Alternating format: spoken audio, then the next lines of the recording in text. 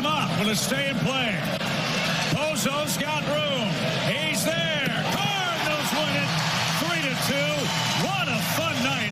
Alex, do you know how miserable today would have been if they come off and win it 4 out of 6? They look really good against the Dodgers. They come home against the Cubs. Yadier Molina is in the dugout. Everybody's excited. There's energy surrounding this club. Finally, they get within 3.5 games of that final spot in the NL wildcard. The Mets are seemingly imploding. Ryan Helsley cannot stop allowing runs. Even last night, the Reds lose a game. But I don't get rid of that Helsley guy. You get a great start from Miles Michaelis, and you blow it, and you lose the game against the Colorado Rockies. Can you imagine if that's what happened yesterday? You say miserable, I say content gold and great for business. That's what it would have been had Brendan Donovan not come through in that spot. But as we know, that's not the way that it went. Audio courtesy of FanDuel Sports Midwest. Cardinals get the win last night 3-2 at home against the Rockies. And what I said did indeed happen. Miles Michaelis was awesome.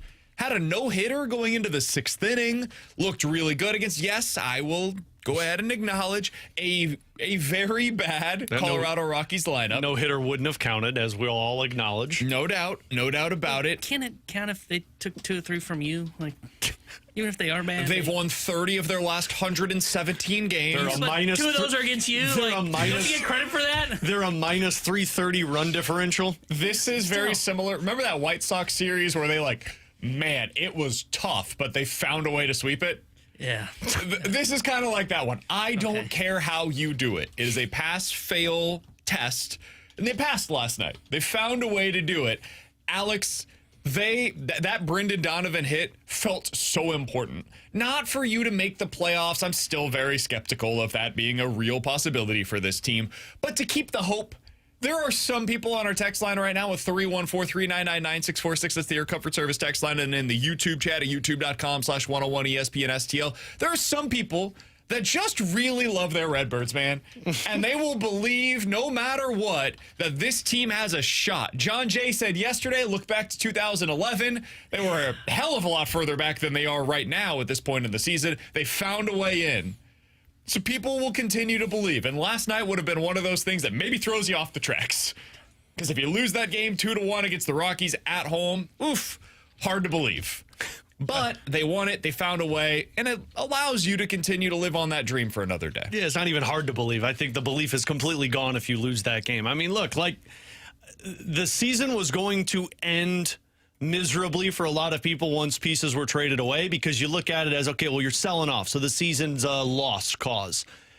But the only thing to provide you at least excitement down the stretch without being miserable the rest of the way is a little bit of a playoff race. And I loved the quote by Brendan Donovan after the game where he was talking about how they sold at the deadline. You don't lose belief. If you lose belief, you've got nothing. Mm-hmm. That's where this team's at right now. This is why when we were talking about Ryan Helsley early on and talking about potentially losing the clubhouse, it's also a potential for these guys to take reins of this clubhouse and try and direct it in the right way. And at least that seemingly is what they're doing. Now, it's the Colorado Rockies, but you play the schedule that they give you. And from now until the second week of September, this is a pretty doable schedule in terms of the opponents looking eerily like you or Colorado, who's one of the worst teams in baseball.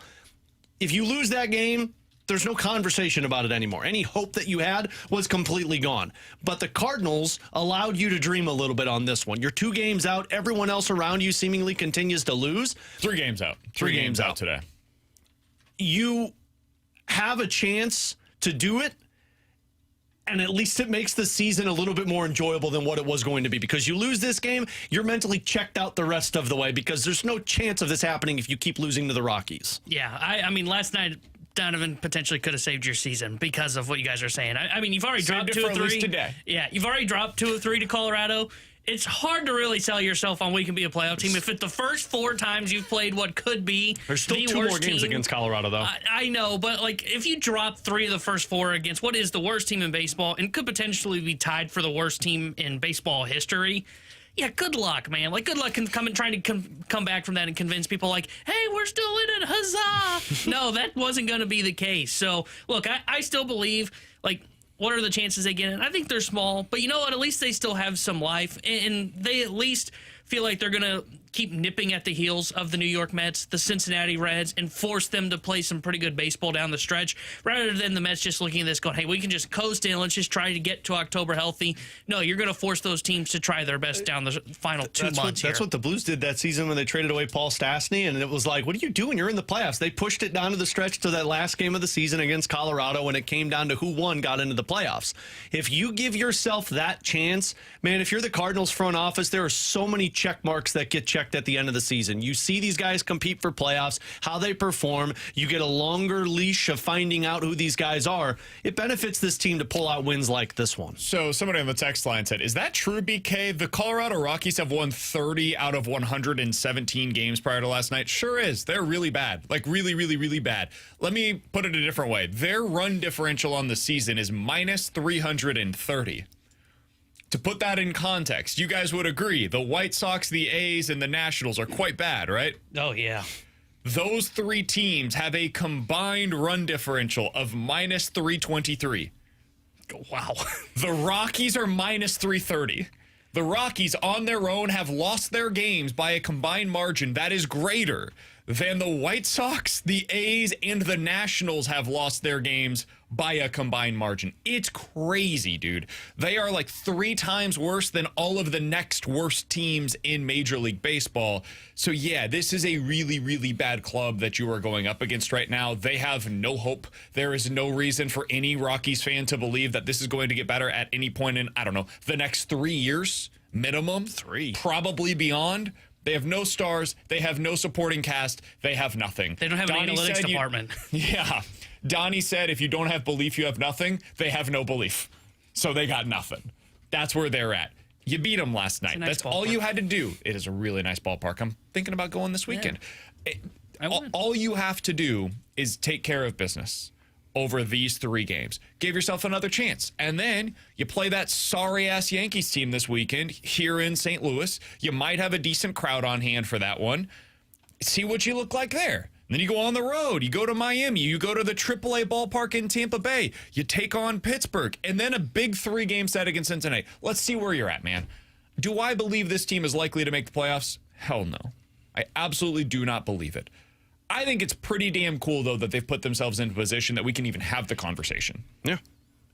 By September 8th, you realistically should be in a spot where you're at right now, if not a little bit better, because you've got home games, and adding on to the schedule you just had, you get the Athletics and then the Giants. Hell yeah. By the time you hit September 8th, there's 4 weeks left in the season, and you take on a pretty tough schedule in terms of Mariners, Brewers, Reds, Brewers twice, and the Cubs.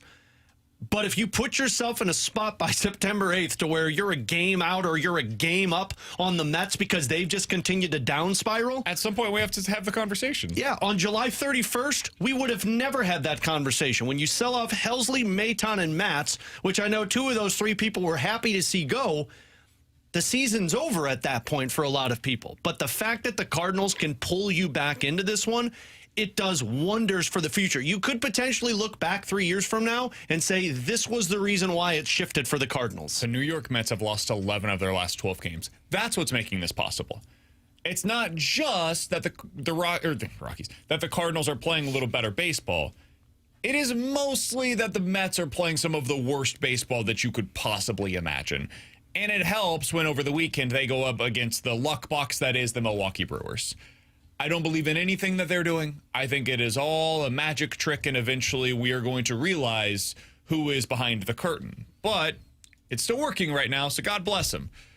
The Mets go home this week. They're taking on the Atlanta Braves. I think they probably will take care of business against the Braves. They'll right this ship, and eventually they will be the team that makes it into the postseason in that final wild card spot. But they've opened it up enough to where the Cardinals can at least, theoretically believe that they're in this thing. So God bless them. Hopefully they continue playing as well as they have over the last week or so.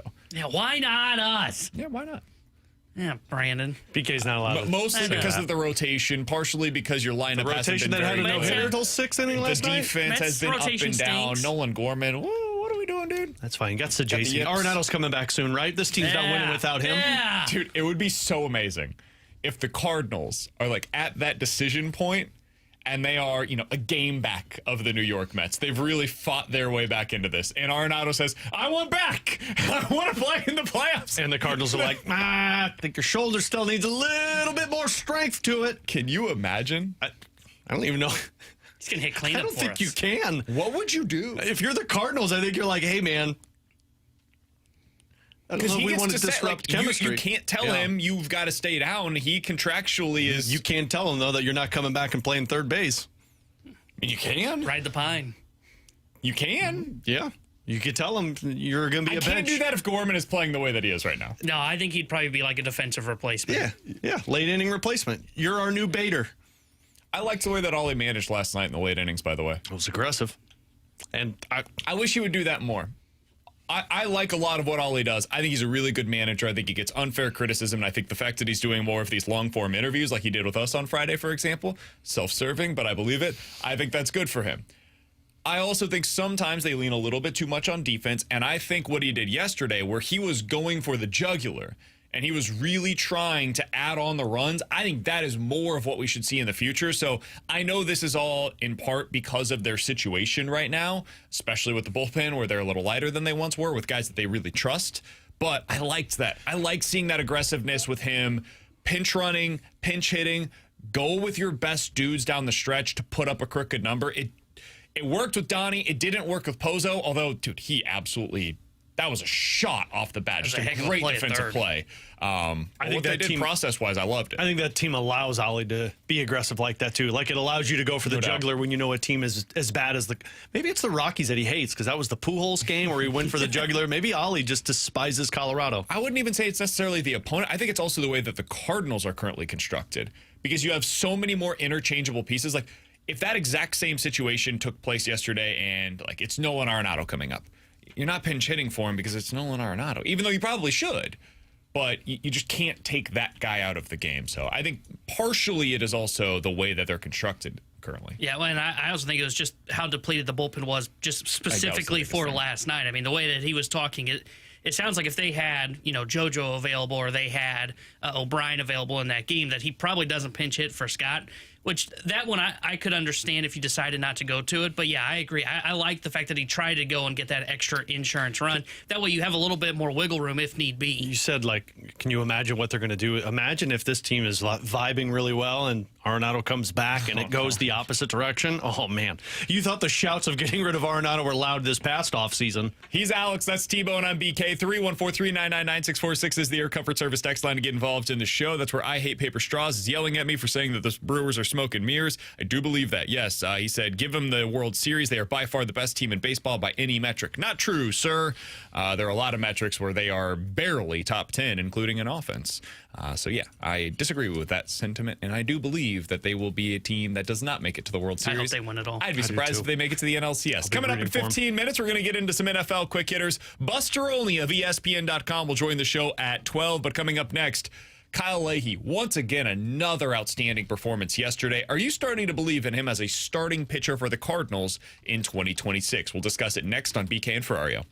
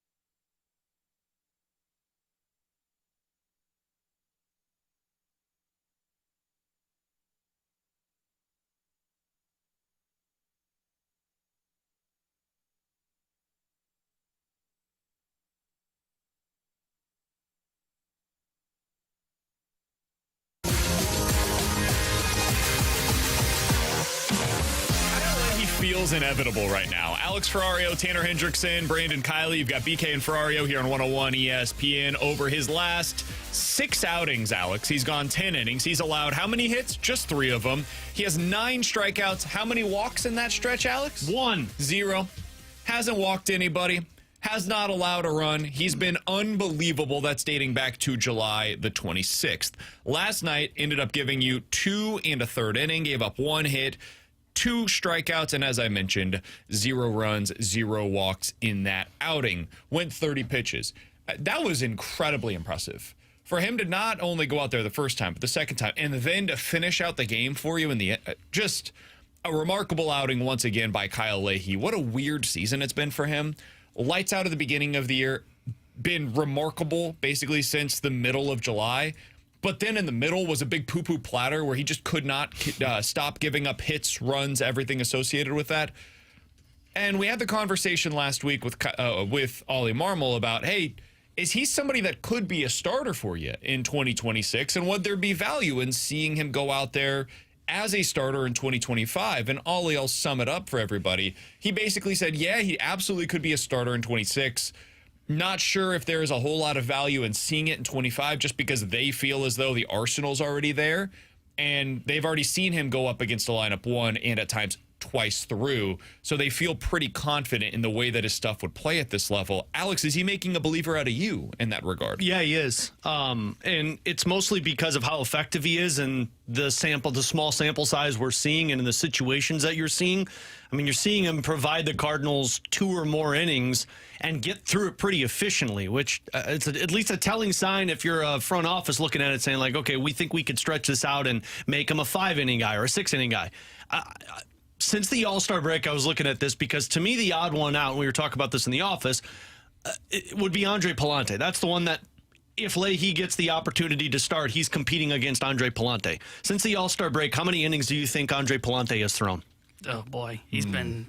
How many appearances do we have? It has been like 3. 5 games. 5. I'll go 24. I was going to go 21. He's gone 23 1/3 innings. Oh, so close, but I went over. How many innings has Leahy thrown since the All-Star break? Oh, I love this game. 8 appearances. I'll go 17, 18. I'm going 20. 15 2/3. But he's gone Went over 8 and fewer really innings. shot. He's gone 8 fewer innings than Andre Pallante since the All-Star break. Leahy's given up 6 hits. Pallante's averaging 6 hits per outing. Oh, God. Like, to me, this is a very clear cut. You got 2 guys that are competing for a spot, and Leahy's not going to probably get any starts down the stretch unless, as Ollie told us, they need to pull back the reins on like a Liberatore or something like that. But man, competition-wise, eye level-wise, that's not the right frame. Anyway, when you're watching Leahy pitch, eye level, I don't know, I think I had a brain fart there. When you're watching Leahy pitch, when you're watching Pallante pitch, Leahy's obviously more effective. So yeah, I think Leahy should be getting this opportunity to start by the next season so that by spring training next year, you're talking about 2 guys competing for 1 spot. Were you thinking about like eye test wise? I think so. That's what we're going brain for. Fart there for a minute. It's all good, man. I agree. I think Leahy is deserving of a shot in that regard. What I would not like to see them do this offseason is go into next spring handing him a spot in the rotation. I would like to see him compete for that.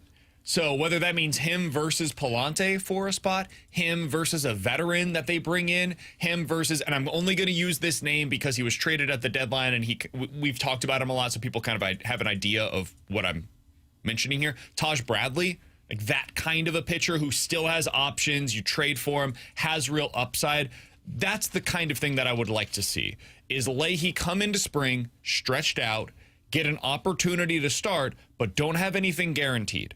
Have him as an option, not a certainty into your rotation. I think the only certainties in your rotation, assuming that they are back next year for the Cardinals, are Sonny Gray at the top of this rotation. Again, assuming that he's back and he has not been traded anywhere. Michael McGreevy, to me, at this point is a certainty. And I think Matthew Liberatore at this point is a certainty. Beyond that, it could be Andre Pallante. It could be Kyle Leahy. It could be, depending on health, I suppose, and where he's at. Maybe you see Quinn Matthews break camp with this team as a starting pitcher for you. And maybe you have somebody that is not currently on the roster that breaks camp Joe Ryan. for you. Yeah, somebody like that maybe, for example. You just said Probably Taj Bradley. not, but maybe. That's what I would like to see them do. Do I think they'll do that? I don't know. Probably not. But maybe things will change with Chaim Bloom. I don't know how they're going to operate with this new personnel group in charge. Yeah, I agree. You don't just hand the spot to Kyle Leahy, but I really want to see them try this come spring training and do look what they did this past spring with Matthew Liberatore, because Liberatore was not handed the spot in the rotation. He pitched his way into that and beat out a guy on a even heftier contract than what Plante's going to get in year 2 of ARB in Steven Matz at that point. But yeah, I kind of agree with the way that you kind of laid it up there. I think you've got the 3 guys that you mentioned as the locks for the rotation going into next year. I think you probably got to bring in a veteran, or at least some piece that you acquire in a trade that maybe you sell off. But you need another guy that's brought in to be in this rotation as kind of the 4/5. And then you have Leahy and Plante battle it out and figure out who's going to be there. And Quinn Matthews, I would throw him in there as well. Odds are he's going to have a big hill to climb for me, because I view he's probably on the McGreevy plan going into next season, which is, hey, he'll make some spot starts for us if everything is fine. But our goal is not to have to go to him until about July. I think that's how they need to approach it coming up this offseason. And look, that doesn't mean Plante is a guy that is going to win this because of his contract. I mean, he's got options. They can send him down if they need to. He can be the 6th starter if he ends up losing this job. Or he is a splitty pitcher, which means he could have a role in the bullpen. Sure. He could become kind of the John King role, which is he can get lefties out because Plante's good against lefties, and also serve as the ground ball specialist because of his ground ball rate. So there would be a role for Plante in the bullpen. It wouldn't be in a high leverage swing and miss role like they tried to do early on in his career, but he can serve as a guy that would be a ground ball specialist that gets lefties out. How you guys feeling about the bullpen right now? Oh, it is so good. Why do we not have all these guys here earlier? Is it sad that I think it's better than what it was pre-trade deadline? I would like to have Maton still. Maton would make me feel pretty good about this bullpen right now. Fine, but what we were seeing with Helsley with the Mets is what I was worried about all season long. No doubt. Where it was like, this dude's just giving, like he's getting out of it, but it's not pretty the first couple of batters. He was living on borrowed time. Yeah, which is, I mean, T-Bone says it all the time. You just don't pay relievers. And I think the Cardinals are doing I think this is the formula to success if you're a baseball team right now, to where you just continue to make it a revolving door with relief pitchers, bullpen arms, but you find some diamonds in the rough, because they got about 3 guys right now that it's actually exciting when they come out of the bullpen. Since the deadline, Jojo Romero in 5 appearances has allowed a total of 1 earned run. Riley O'Brien, 4 appearances, 1 earned run allowed. Even Roddery Munoz in a couple of appearances only allowed 1. Kyle Leahy, 3 appearances, no earned runs. Matt Swanson, 3 appearances, no earned runs. He's been the bright, like that one to me looks like a closer next year. I agree. That to me, because I saw people in the YouTube chat saying Leahy's your closer next year. No, I think Swanson's your closer next year. I think it's either him or O'Brien. I think Swanson looks like the closer to me. I would say O'Brien is a guy that I trust right now in a setup situation. Kind of like what Leahy was this year. Exactly. And then Jojo Romero / Gordon Graceffo / Ryan Fernandez. We'll see what happens with Kyle Leahy, whether or not he ends up projecting to be a bullpen arm for them next year. Those guys are all kind of in that mix for the 7th, 6th inning area right there. The other thing that I really like about the way that this bullpen is constructed, and it reminds me a little bit of 2022, they have multiple innings available in them. In 2022, if you remember, that was when, it was Thompson came up. That was around the same time that Libby, I believe, was coming up for them as well. Mm-hmm. They had a few different options that at any given time could give them at least 2 innings and sometimes more. That's how I feel about the pen right now. I really love the way that it's constructed. You have ultimate flexibility, both in-game and also like just roster-wise. You're able to send basically anybody down right now. This bullpen's better than I would have given it credit for. And I mentioned this before the break. I felt like they had a pretty good situation to sell off because they weren't just going to implode. And some teams have that where, hey, if we get rid of 3 bullpen arms, we're screwed. We got nothing here to close out games. Cardinals were in a good situation, all things considered, to sell off at the deadline and still be in a decent situation because of the bullpen arms that they had available. All right, coming up next, we're going to dive into some NFL quick hitters, including 2 ESPN stories. One on NFL quarterback tiers, another, who are the teams that are the best set up to have success over the next 3 years in the NFL? We'll tell you those next year on 101 ESPN.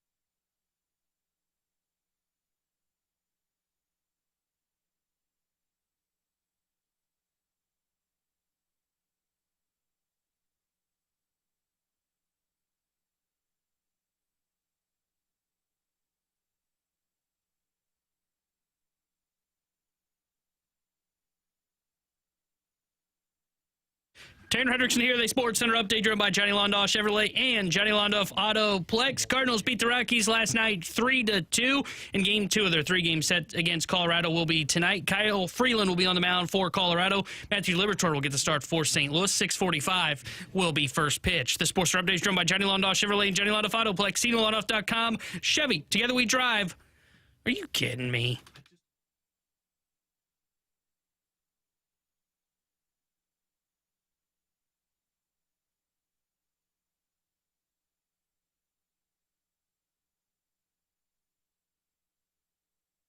Alongside Alex and T-Bone on BK. All right, let's dive into some NFL quick hitters. Alex, there was a really good piece up earlier today on ESPN.com. This is from multiple of their contributors.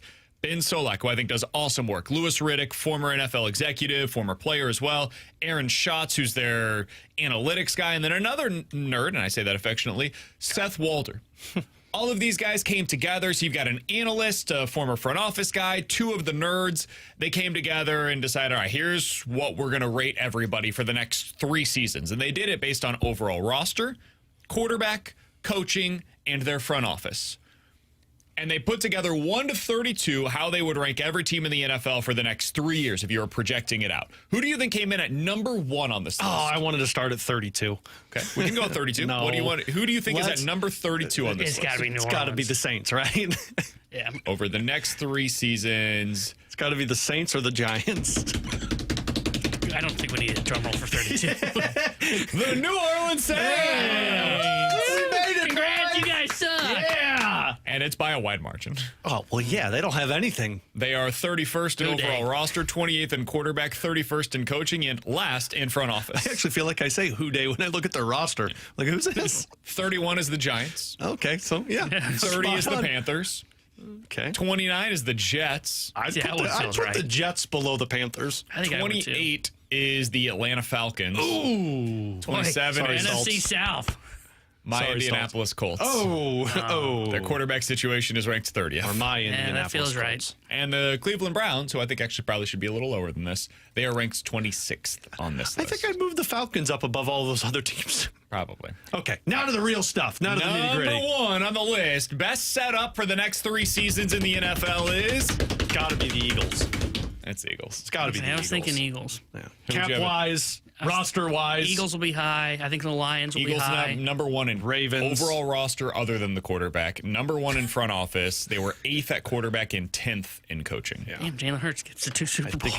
I think you got the He's Ravens still up being there. underrated. I think you've got the Lions. I think you've got the Chiefs. Although I don't know if the Chiefs are up there, and I think you got the Bills. I think Okay, Chiefs so will be you carried said by, Lions, Yeah. 5th. Yeah. Chiefs, I think, will be carried by coaching, front office, and quarterback. Do they think is Breed going to be there for the next 3 years? Yeah. Yeah. He's got a contract extension for the next 3. He's at 1 for the coaching. Mahomes is at 1 for quarterbacking. Front office is 6th. Roster outside of quarterback is 7th. They're 3rd overall. That feels about right. Who else did you have? Bills, Number 4 overall. Who's the other one you said? You're You said missing another 2. Lion, Ravens. Ravens at 2. That's your top 5. Number 1 is the Eagles. Number 5 2 best is teams the in the Ravens. NFL. Number 3 is the Chiefs. Number 4 is the Bills. And number 5 is the Detroit Lions. Here's what I wanted to do. Let's go back 3 years ago, 2022. Let's take a look at where teams ranked at that point in time and see who could potentially come up. So at that point, the Bills were 13-3, really good team. The Bengals 12-4 that season, really good team, still are a good team. The Ravens were 10-7, a little bit of an off year. I believe that was the year that Lamar got hurt, if I remember correctly. The Chiefs were still really good. Eagles were 14-3.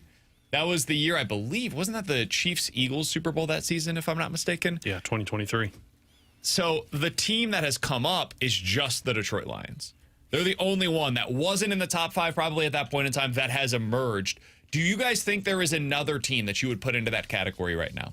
That you'd look at and be like, right now they're not in the top 5 for the next 3 years, but 3 years from now, we're going to look back at a list like this and we're going to be like, that's one of the teams that should have been in the top if 5. I'm going off of quarterback itself, I would say the Commanders. Because the Lions, I would say, are primarily based on non-quarterback. Yeah, coach the and then roster roster. outside Yeah. of the quarterback Yeah, situation. I think I'd go Commanders. I don't like saying it, but I kind of think the Packers should be here because of the coach.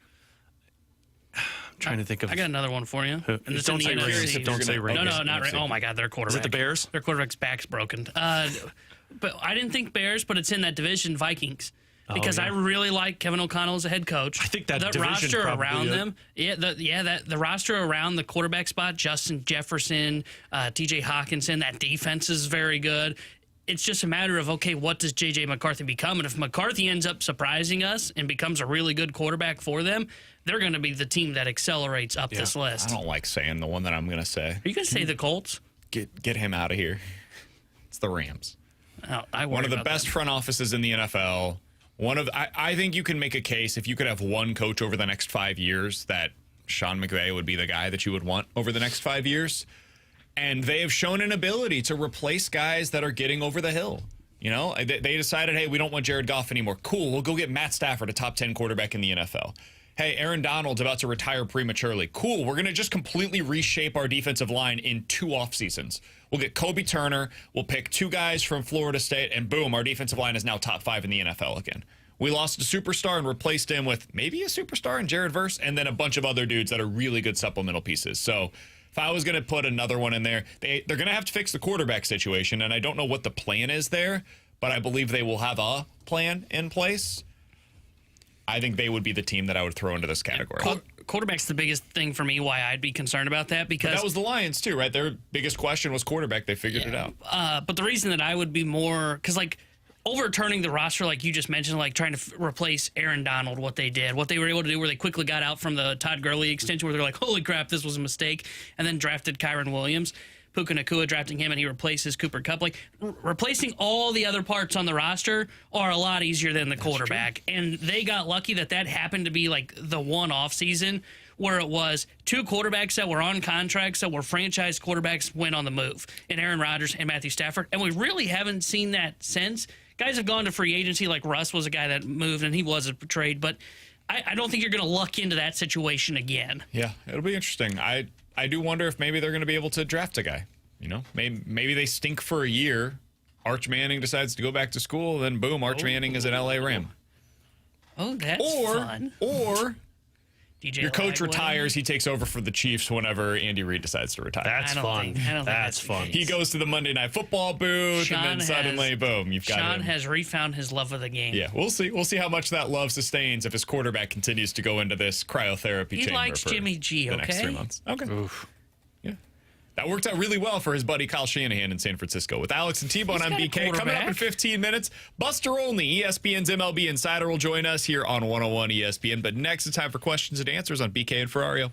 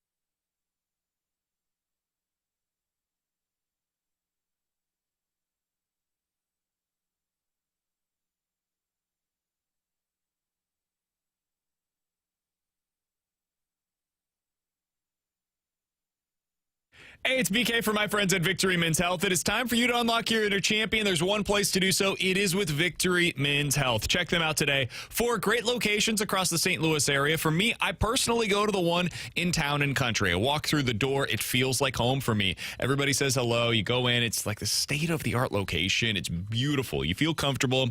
Go sit in their leather couches in the back. You get the vitamin infusions back there. They have their supplement shop. If I ever have anything that I need, I drop by, say, hey, I need a little bit of this. They got me ready to go. It's a super easy process. It's all available for you at Victory Men's Health. You can learn about all that they have to offer at victorymenshealth.com, whether it's weight loss goals you're trying to meet, erectile dysfunction issues that you're dealing with, low testosterone symptoms. They can check those levels for you at Victory Men's Health. O'Fallon, Missouri, O'Fallon, Illinois, Sunset Hills, and yes, the location that I go to in Town and Country. It's all available for you to unlock your inner champion at Victory Men's Health and online at victorymenshealth.com.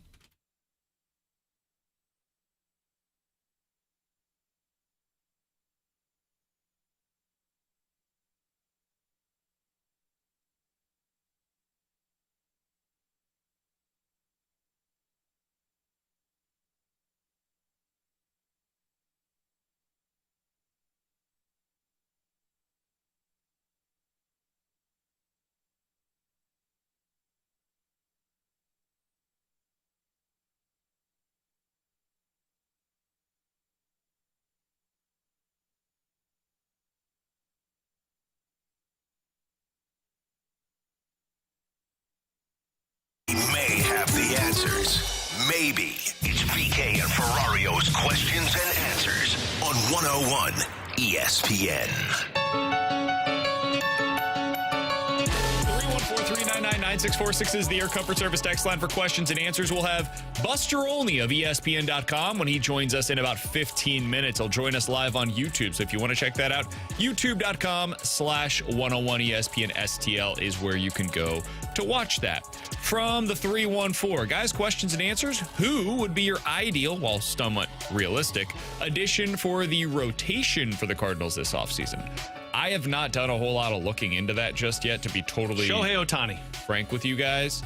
But if I was to speak of it kind of in a theoretical sense, what the profile would be, it's one of two scenarios. One, they go the free agent route, and in that scenario, probably somebody that was either hurt or ineffective for the most part this year, and they're buying low, and they think based on the stuff, the profile, they could get something more than what meets the eye. I mean, that's what Matthew Boyd was for the Cubs. They got him.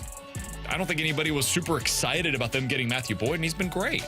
But if they go the trade route, younger player, good stuff, you hope you catch him on the ascent. That's what I'm looking for. Who is that player? I don't know. I haven't looked enough into it, to be honest with you. I liked your suggestion, which I don't know how realistic it is since he was just traded, but that Taj Bradley, that's the kind of move I'd like to see them make. Young, high upside if you can get it right, and use controllable beyond that. Yeah, I think if you're going like big swing, you go Joe Ryan. If you're thinking smaller moves like Taj Bradley, I think free agency, you're looking at like Andrew Heaney type guys that are coming in. They're doing their 1-year deal. They just fill a spot for you. One that I wouldn't mind them exploring, and it's an old reunion, but he's coming off of injury, so you do like a 2-year deal with a team option or a player option on it, is Jordan Montgomery. He's going to be a free agent. He's still recovering. Milwaukee took his contract. My fear is they're going to sign him, and then they're going to have a stud on their hands. But, I mean, you've already seen when he has success. I think the reason he struggled in Arizona, his elbow was barking. So he would be someone that I would explore if you're looking on the injury front. 314-399-9646 is the Air Comfort Service text line from the 314. I know the Cardinals are most likely not going to make the playoffs, but isn't it a good thing for them if they do make the playoffs? Yes, this is one of the years where there's almost no downside to it. In a typical season, like this same situation was taking place last year, it would have been best for them to tank because they need another high upside player that you can only acquire if you're in the top 5-ish selections of the draft. My understanding is they can't pick in the top 9 this year. So if you can't pick in the top 9, yeah, aim for the playoffs. There's really no downside. You can't get into the top 9, so you getting better odds to win the lottery, it doesn't really matter right now. Yeah, and I mean, I want the proper evaluation for my young players so that I know that I'm making a concrete 100% right decision in the offseason. best way to judge players is to put them in a playoff race and see how they perform. For me, there's two benefits to it, and I don't even know how realistic the second one is. But the first one is, like you said, with the players, right? You get to evaluate how do they handle high-pressure situations. Getting playoff experience is always valuable, especially for a team where I think there's only like 2 guys that were on the team that were in it in 2022. And then the second one would be, hey, playoff revenue helps ownership, right? So if you get to the playoffs, there's some playoff money that comes in. Maybe you don't end up spending extra going into next year, but maybe they avoid cutting payroll because of it, right? To a significant degree. So that would be the second one. That's going towards Waino because you deferred his payments. Oh. Yeah. 314-399-9646 is the Air Comfort Service text line from the 636. What baseball team do you think could be sneaky to go deep into the playoffs? I always struggle with these questions because I don't know who qualifies as being sneaky. Like in the National League, who's the sneaky team? Philly, the Mets, Brewers, Cubs, Dodgers, Padres. Those are your 6 teams currently in the playoffs. Who would be considered sneaky? If you take the opinion of yourself, it would be the Brewers, wouldn't it? Yeah, I mean, they're the best record in Major League Baseball, so I don't know if they would qualify. Like, are the Padres a sneaky team? I think the sneakiest would be the Cubs, but I don't even know how you would do that because they're... I think the Padres can go to the World Series. I don't know if that is a prominent opinion out there, but I believe they have what it takes to get there. I think the Phillies could go to the World Series. Those would be the 2 teams for me that, like, I guess are not technically the top of the league, but I think the playoffs are so wide open because the Dodgers aren't this dominant force that I don't know if there is a real sneaky team, especially in the National League. Like, I don't know if I view anybody sneaky in the National League. In the AL, I guess I'll go Seattle, but again, I don't know if that's sneaky anymore. Maybe the Yankees for how bad they've played. Yeah, I don't trust the Yankees. Detroit? Though. Agreed. Detroit has become a team that feels more sneaky than originally Or I thought. guess Toronto, but I mean, they're playing as one of the best teams right now in the American League. The best record in the AL. But I guess sneaky meaning like when you looked at them, you didn't expect them to be a team that you could get to the World Series, and now all of a sudden they're a World Series Based team. on preseason expectations, some of these teams that we're talking about would fit into the criteria. Based on what we have seen all year long, it's hard to label. This is not a year where there are quote-unquote sneaky teams. There have been in the past. Last year we could label a couple of them, but this year I don't know that such a team exists. Yeah. And like, I don't think that the Cubs or the Brewers are going to win the World Series this year. I don't think they can go deep into the playoffs as currently constructed. And I don't think that the Red Sox or the Yankees, I guess maybe the Red Sox would be this team in the AL. I don't believe in them, but if you do, I guess they could be considered sneaky because they were so left for dead earlier in the season, and now they've got this young, fun, up-and-coming roster, so maybe that's your if you want a sneaky one from, like, the outside that still has a shot, it'd be Texas for me. I mean, you want to talk about 3 dogs in the rotation. You've got Evaldi, DeGrom, and Merrill Kelly added to that mix, and then their lineup, if they figure it out. I mean, we've seen Corey Seager go on a tear. He helped them win that World Series in 2023. What's Evaldi's contracts, by the way? I think he might have 1 more year. He's getting up there in age, too. He's got 3 years left. Never mind. Oh, dang, that's longer than I thought. Signed a 3-year, $75 million deal. Rich Hill's available. I love that guy, man. He is such a stud. Yeah, he's unbelievable. He is Mr. October for pitching, I'd say. Up there with, like, really Matt good Bum. this year. That's probably the closest comparison. When guys that get into the playoffs and you're like, I know this dude's going to be a stud this year in the postseason. Those would probably be the 2. Is there another one that immediately comes to mind for you guys? Pitcher? Yeah. It's like Jock Peterson was that guy, position player-wise, for a while. Kike Hernandez always has that, but those are probably the ones that immediately come to mind. All right, coming up next, we're going to be joined by Buster Olney, ESPN's MLB insider. Want to get his thoughts coming off of Sunday Night Baseball. He was in town, Alex, for the Cardinals versus the Cubs. What's he think about Oli Marmol as the manager for the Cardinals? Is that something he believes will continue beyond just this year? And what do those in the industry view as the Cardinals' path forward? We're going to talk to Buster about all of that coming up next here on 101 ESPN.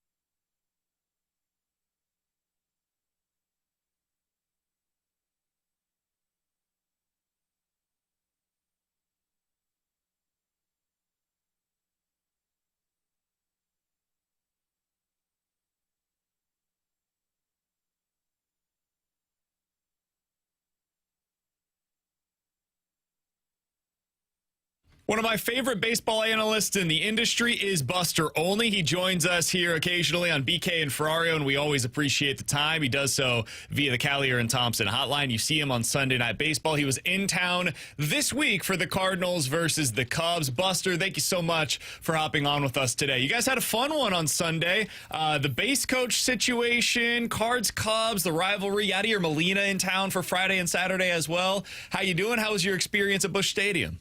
It was great. Good to talk with you again. Yeah, we wound up getting a great rating, like 2 million people. Which Cubs and Cards you would normally expect that you would have that, but where the Cardinals are now versus where the Cubs are, you wonder if that number would be lower. But it was a great game. A lot of stuff going back and forth. And yeah, early on after the first inning, seeing Bill Miller, the crew chief, pull together all the umpires and they're talking. Then they come over to Craig Counsell.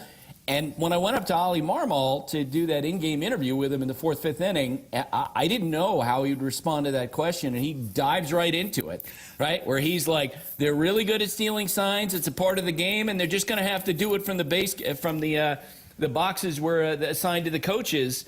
And it's been interesting. In the last 24 hours, I talked to people with other teams. I'm like, there's all these little skirmishes that have happened and stuff back and forth between teams. Oli seems to be like the one guy who takes it on head on and they say, you know what? We know what goes on and you're not going to do it. Buster, what's your view on Oli? Like, how have you seen him grow? Because we love Oli in terms of just how direct he is and how open he is he's willing to answer anything you throw at him. Yes, that's our experience too. Dropping in versus being there every day like you guys are.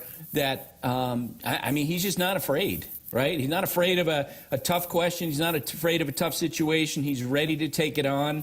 I think just I remember talking to him. We had the Cardinals on an exhibition game in spring training, and asking him about what's the feel around the team after a winter in which the team doesn't add anybody, and the focus is really around Arenado, and is he going to be traded? And he talked about how getting the players to turn the page. And to get them focused on competing on a day-in, day-out basis. I think the Cardinals have done well this year with that. And when we talked to him the other day about his relationship with Chaim Bloom, you don't quite know when you get into that what you're stepping into because of the weird way I think the Cardinals have handled this. But he's very direct about, I had breakfast with Chaim. I talked to John Mozeliak. He just seems with that personality to have just plowed through all of it.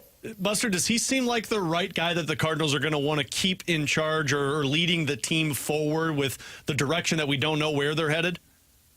I think right now, if you are Chaim Bloom and you have a good relationship with him, he's demonstrated that the players will play hard for him, right? We know what their biggest issue is. They desperately need to build a pitching staff of guys who can swing and miss. That's going to take time. And if the evidence in front of you is that, the players are showing up every day and they're prepared and they're helping to get them better, then I think, and I am going to be really curious as they go forward here, with Contreras, with Nolan, with Sonny Gray, what the conversations are this winter, because it's clear they're in a full rebuild now. They're absolutely in a full rebuild. And those guys are, guys who are at the end of their contracts. I'm sure the Cardinals would love to be able to dive into it and to let guys like Brendan Donovan sort of begin to take over that clubhouse. We're talking to Buster Olney here on 101 ESPN. Buster, when you think you have more of a national perspective on this than we do here locally in St. Louis, when you think of the value of a manager in today's game, what do you look for? Like, what do you think makes a guy a great manager in 2025? Because that position is so much different than it was, 20, 30, 40 years ago. Yeah, well, first and foremost, they have to be good communicators. They have to be able to, have conversations with front offices that are more involved than ever to utilize that information, convey it to the players, and to have buy-in from the players. The biggest and simple, the most simple test for me is, are the players buying in, right? Are they playing hard? Are they buying in? Dusty Baker used to get a lot of criticism over his handling of pitching staffs and whether or not he would embrace analytics.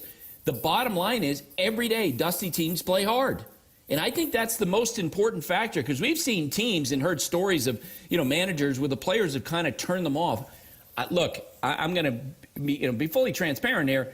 I don't think if you're around a team, unless you're around a team, every day for a month, for 6 weeks, that you can necessarily make a good judgment on that. And I'm not. I'm dropping in from the outside. But my perception is, and this is from talking with folks on other teams, they think the Cardinals play hard. Buster, let's go back to Chaim Bloom for a minute, because to us in St. Louis, he's like the banker in Deal or No Deal. Like, you just see the shadow of him, and you don't know if he's a real person or not. But from those in the industry, what's the level of faith for a guy like Chaim Bloom taking this team from where it is now and directing it, hopefully, to a team that gets back to the playoffs consistently? That he's very capable of potentially doing that, right? And I just, I mean, it is one of the strangest situations that I've ever seen with an organization where, and that's not John Mozeliak's call, that's not Chaim Bloom's call, but the way ownership has handled this, I mean, quite frankly, makes no sense. If Chaim is your guy, let Chaim go and do his work. And I don't understand, why they've landed this way, but this is where they landed, and so they go forward. From what you hear, Chaim, is down in Jupiter quite a bit. He's around the big league team sometimes. People with other organizations talk about the fact that he's really good at evaluating talent. I am going to be really curious as he goes forward what he learned from his experience in Boston.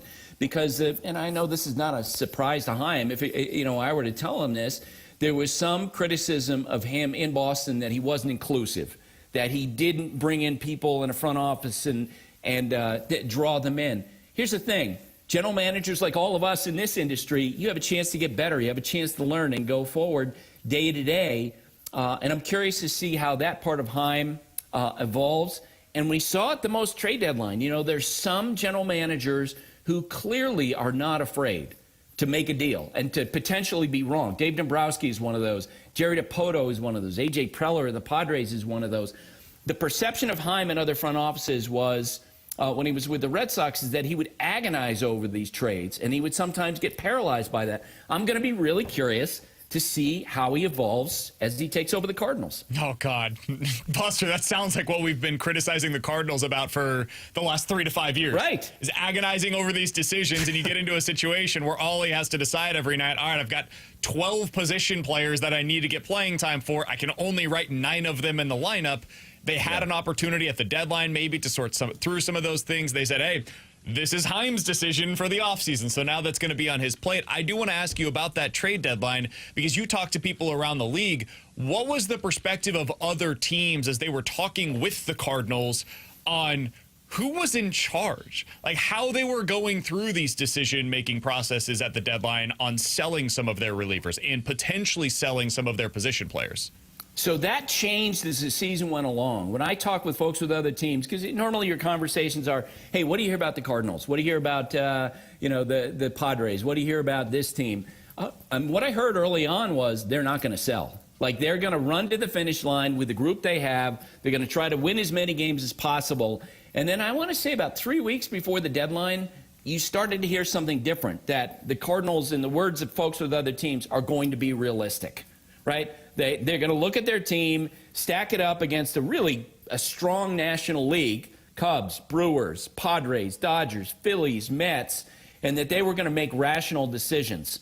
And, in the last week, I'd call people, because of what I heard early in the year, I said, so Helsley's going to be traded, right? And they were like, yep, they're putting him out there, and they're ready to go, which I think was absolutely appropriate for where this team is. I'm sure you heard Mo was on our broadcast the other night. He said that they had pitchers that were generating a lot of interest from other teams. I thought it was smart. Now, I suspect, and I don't know exactly who was the front person with every general manager. My sense is, from the people I talked with, is that pretty much people were dealing with Mo and respecting that decision. That for now, John Mozeliak's in charge. And what we heard the other day was that Chaim had input in the trades that they were making. Buster, and I know this is kind of predicting the future right now, but for what the Cardinals have in terms of a lot of position players and very little opportunity for all of them, do you expect this Cardinals team with Chaim Bloom taking over to be more aggressive than we've seen in the past in terms of moving pieces out and bringing more in? So I don't necessarily know if that's the case. I think they're going to go down before they go up, because I think the canyon of pitching that they're lacking right now is so stark when you compare it to other teams. The numbers going into the game on Sunday night: third highest ground ball rate, second lowest strikeout rate. That's not something where you go out and sign a free agent and suddenly everything's turned around. And look, I think Heim, from his time in Tampa Bay, he knows how to, help to build an organization from the ground up. And that takes time. That certainly was the experience in Boston after he traded Mookie Betts, by the way, under orders from ownership there. And I think that's what you're going to see here. And that's why I'm really curious to see how they handle those 3 veterans in the offseason. Sit down with Sonny Gray and say, look, we probably are not going to go in big next year.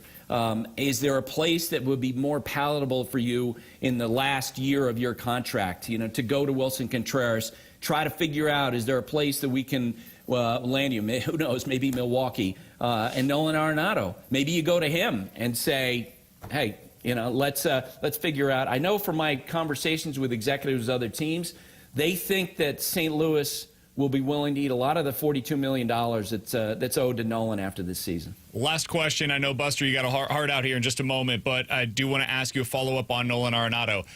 Yeah. If the Cardinals put him on waivers, do you think a team would claim him? No, and I'm basing that on the feedback that I'm getting from other teams. They and you can have a really detailed conversation with evaluators of other teams where they talk about the regression in the numbers, the expected regression, beyond next year. It's going to make it easier that his salary is going down. As I mentioned, $27 million next year, I think, and then the $15 million a year after that. I think they absolutely could find a deal. As you guys know, before the Red Sox signed Alex Bregman, the Red Sox and Cardinals were really close to making an Arenado trade, and the Cardinals would have eaten a lot of money in that trade. And I think that's what they'll wind up doing this winter. I think one thing, Nolan's, I love talking with him. I would tell him that he probably needs to communicate that out loud, like, I'm open, because I'm open to a different situation. Because that's the question people had about him. The thought was, when he turned down that deal to Houston, like, what are you looking for? Like, that seemed to be a great place with a great culture and a team that had a chance to win. It surprised people. He turned it down. Yeah, it certainly surprised us here on the show. I'll say that much. Hey, Buster, we appreciate the time as always, man. Thanks so much for hopping on with us today. As we get closer to the offseason, we'll start projecting a little bit more with you, hopefully by then. All the best. We'll talk with you again soon.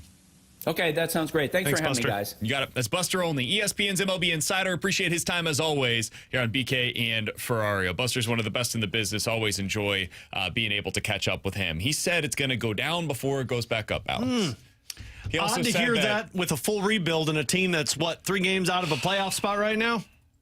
It's such a weird situation. I, by the way, am so glad that Buster mentioned, I don't understand what they're doing here. It doesn't make sense to me. Yeah, especially with this Heim Bloom stuff. But, I mean, look, they're operating in the direction that I'd want them to, in the sense of, this offseason, going to these guys that probably don't need to be here, Sonny Gray, Nolan Arenado, maybe Wilson Contreras also, and saying, look, this isn't going to get any better any sooner. Where do you want to go? Let's be realistic about this. So, I do want Wilson here. Am I alone on this? No, I would keep Wilson. Wilson's the one that I would look at and say, I understand he's clogging up a position that is of need, but I think his personality is good for your younger players. Wilson's a good baseball player. He really gives a you-know-what. He plays his ass off. He seems to be really well-liked and a good guy in the locker room. The contract is more than reasonable. He's clogging up first base, which, whatever.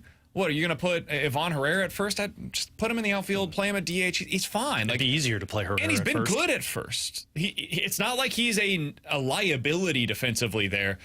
I would like to keep Wilson Contreras this offseason. That seems to be an unpopular opinion because he's 33, but that's my personal stance on it. I think you need at least one of those guys, and I'd rather have Wilson versus Arenado or Sonny Gray for 100%. what he does for the team and just being around them. But I can understand the point of look, if you're bad, just get rid of all of these players and put young players in those positions. I'm also okay with keeping Sonny. If you want me to be honest. I just don't know how you replace him. I'm not even talking about the.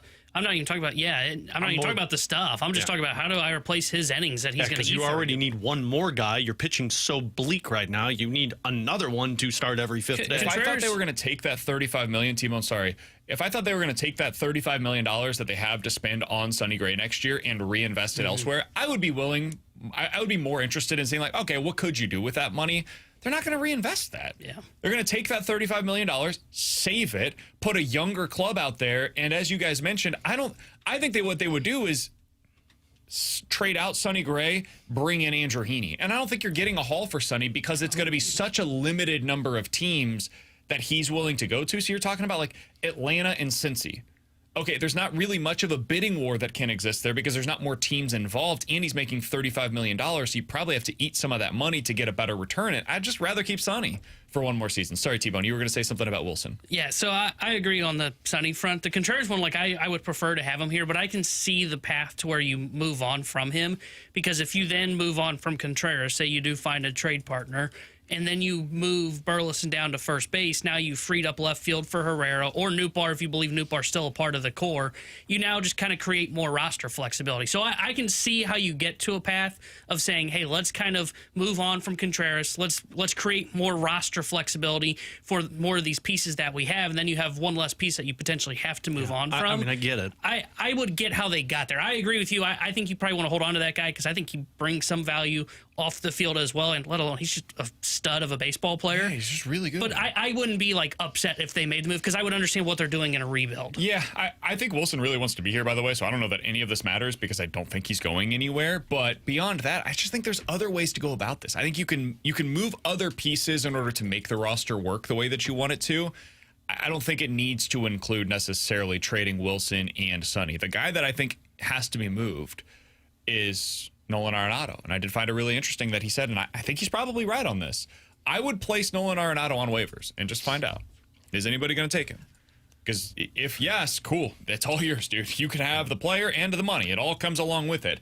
I don't think anybody would take it. So I think you're going to have to get into this offseason and talk to him and say, you got two options here. Either we can release you because you're not cooperating on finding other teams beyond the list of like 3 that you're willing to go to, or you can expand that list and we can find a deal that works for both sides. You don't have to have what is, I mean, for a lot of players, it's embarrassing to get released. That's part of this, right? It's an ego thing.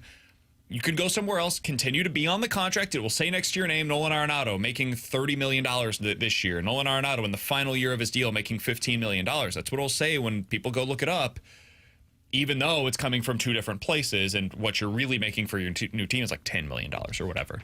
But I thought that was interesting, too. For that to work, the Cardinals ownership needs to be okay with it, because before you go to Arenado, you need to know that you're okay with buying the guy out, making him go away, because then that does make the conversation real. Look, we've already gotten the approval, Nolan. You've got 2 options.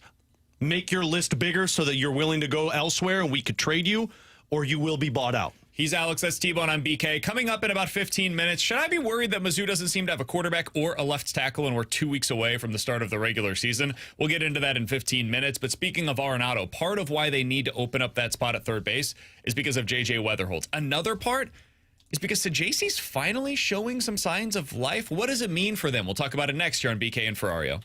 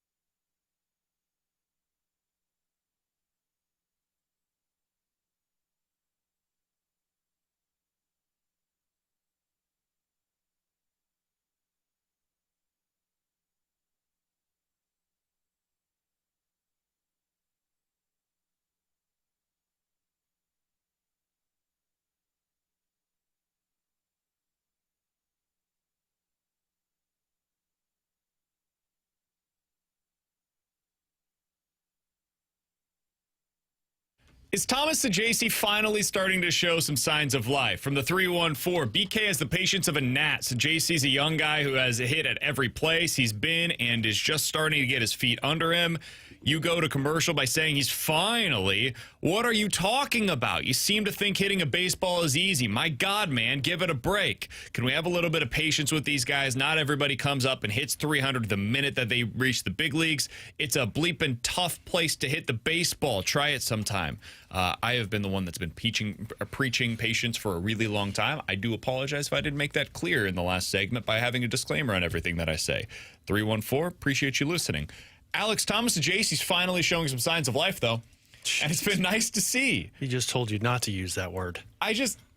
He's been really good the last week or so, and I don't know if this is purely anecdotal. I can't back this up by anything evidence-based, but he looks more athletic on the field lately. It's almost like he's feeling more confident, and he's able to show that athleticism. You saw the stolen base yesterday. It just feels like the movement skills are starting to be able to come through a little bit more at the big league level. I've been impressed by what we've seen, again, for really like 2 to 3 weeks now from Thomas Saggese.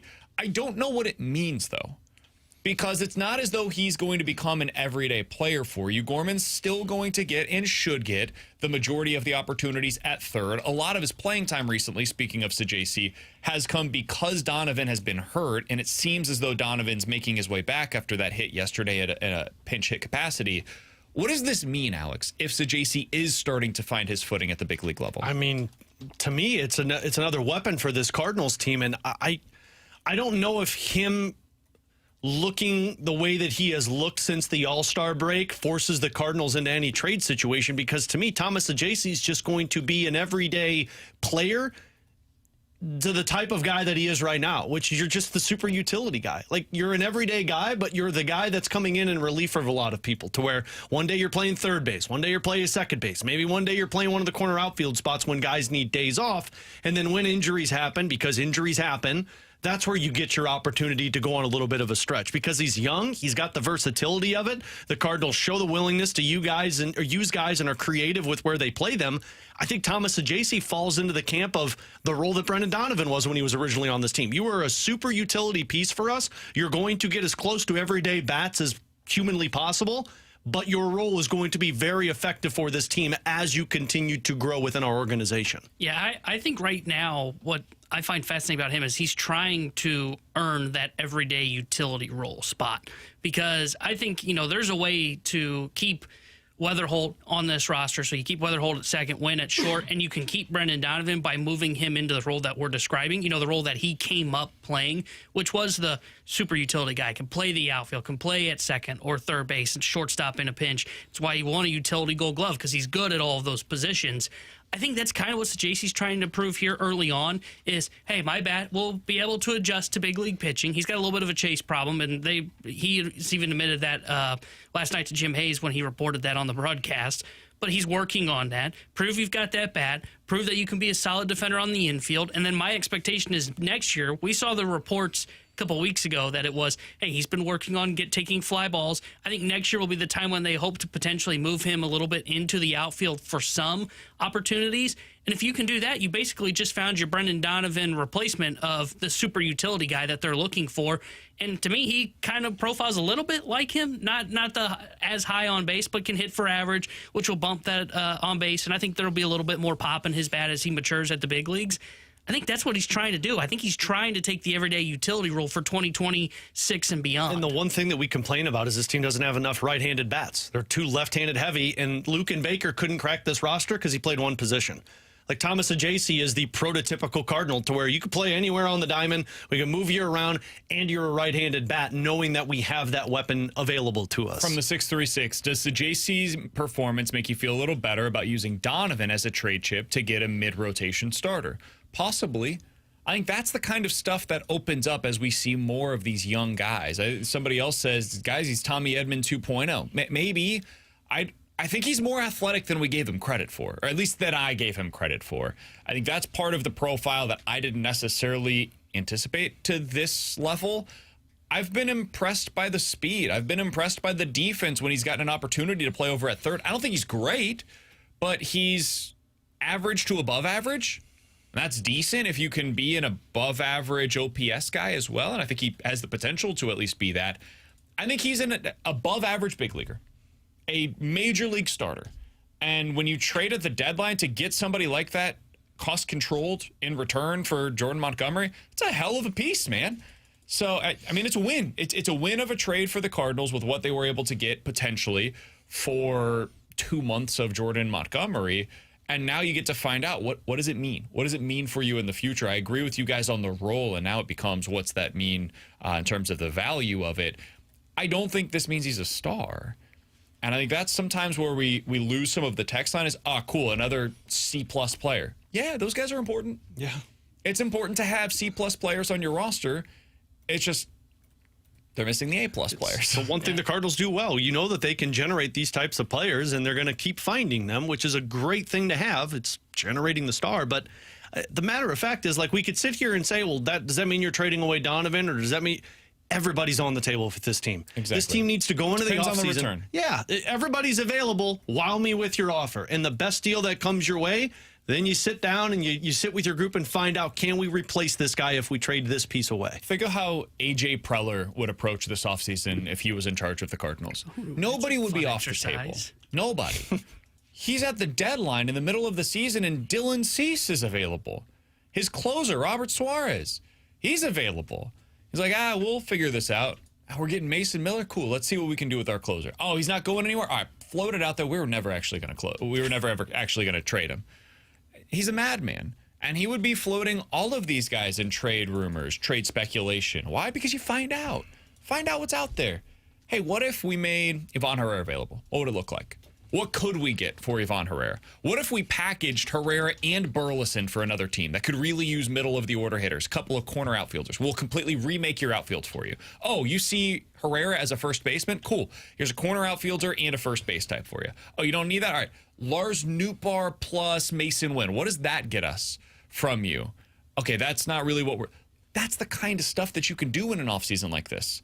The Cardinals have all kinds of packages that they can put together for other teams, and you can piece these things together. Saggese could become one of those pieces, by the way. Maybe another team sees it the way that we do right now. They're like, pretty good piece. 23 years old, ton of control, above average regular at the big leagues, can play second or third in a pinch, can back up shortstop for you, can play in the corner outfield. It's a really nice trade chip. So I'm fascinated to see what they decide to do here. All of this is just creating optionality this offseason, and all of it is putting more pressure on Nolan Gorman if he keeps committing errors like what we saw yesterday. ESPN. Or like that. What was that? Michaelis back to Gorman work. did. Little chopper toward third. Gorman, off target throw, Contreras, and the runner safe. Another throwing error. Gorman's got to clean that up. He's made 3 or 4 of those in the last week or so. Listen, so the text line got onto me for not having enough patience. I'll have some more patience with Nolan Gorman, but I don't know how much more I have. This is, I mean, I kind of feel for him. Like, I want to go out there and give him a hug after some of these. What is going on? That was a tough play. That was a play where he's coming in on the ball. He has to go with the bare hand, pick it up, and immediately transition and make the throw over to first. It was a terrible throw. And if this was a one-off, I would have been like, okay, that's a tough play for Gorman to make. As you just heard there from Chip Carey, audio courtesy of FanDuel Sports Midwest, it's like the 4th throwing error in the last week since taking over at third base. This has got to get figured out, man. I'm not asking him to be a Gold Glover. You don't have to be Arenado over there. Saggese is not Arenado over there.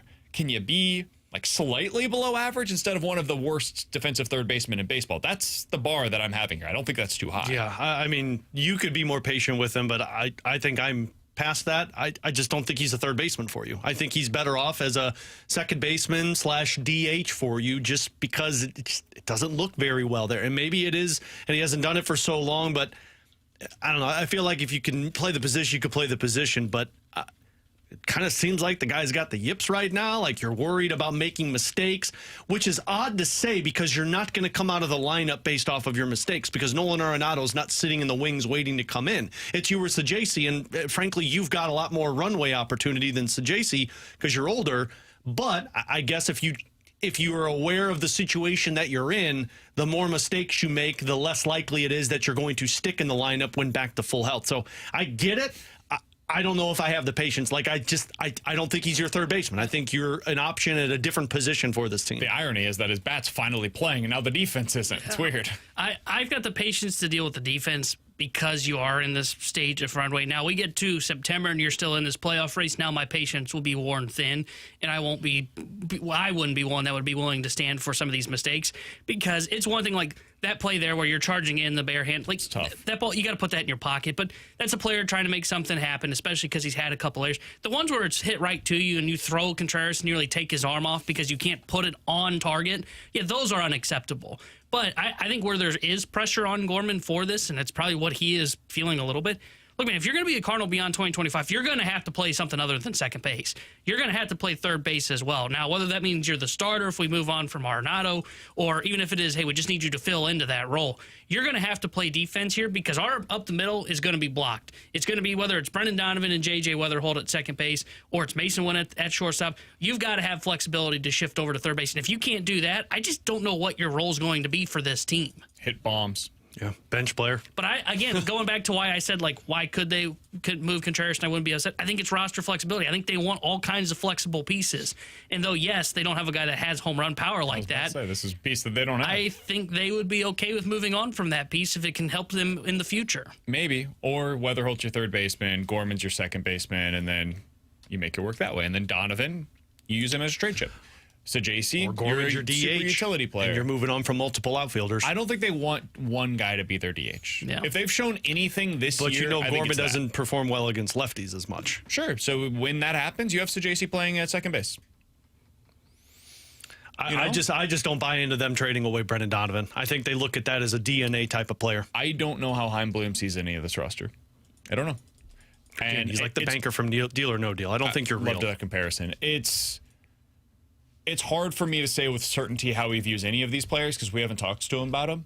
And like we know how the Cardinals' previous brass saw a lot of these guys. I know how like the manager and the coaching staff sees these guys, but they don't make the decisions. It's ultimately up to the front office. They don't, but I guess that's my frame of thought is if Chaim has this relationship with Oli and they're talking, I have to imagine if you're Chaim, you're taking the manager's point of view on some of these things. Sure. And if the manager has a point of view on a player and you say, well, that's not how we view him, or the rest of Major League Baseball also views him that way, so he's super valuable out there, and we're not extending him, you have to consider trading him this offseason. You have to consider it, yes, but isn't that, I don't know if that's the best way to operate a front office if you're not going to value what the manager says in terms of but this guy. But you can value it and not listen and go along with everything that he says. Even if they say this guy, if you move him, might break our room. Yeah. Well, here's the thing. If you're Chaim, this is what I think is going to be the one good positive I would take from Chaim taking over here is he's not attached to any of these guys.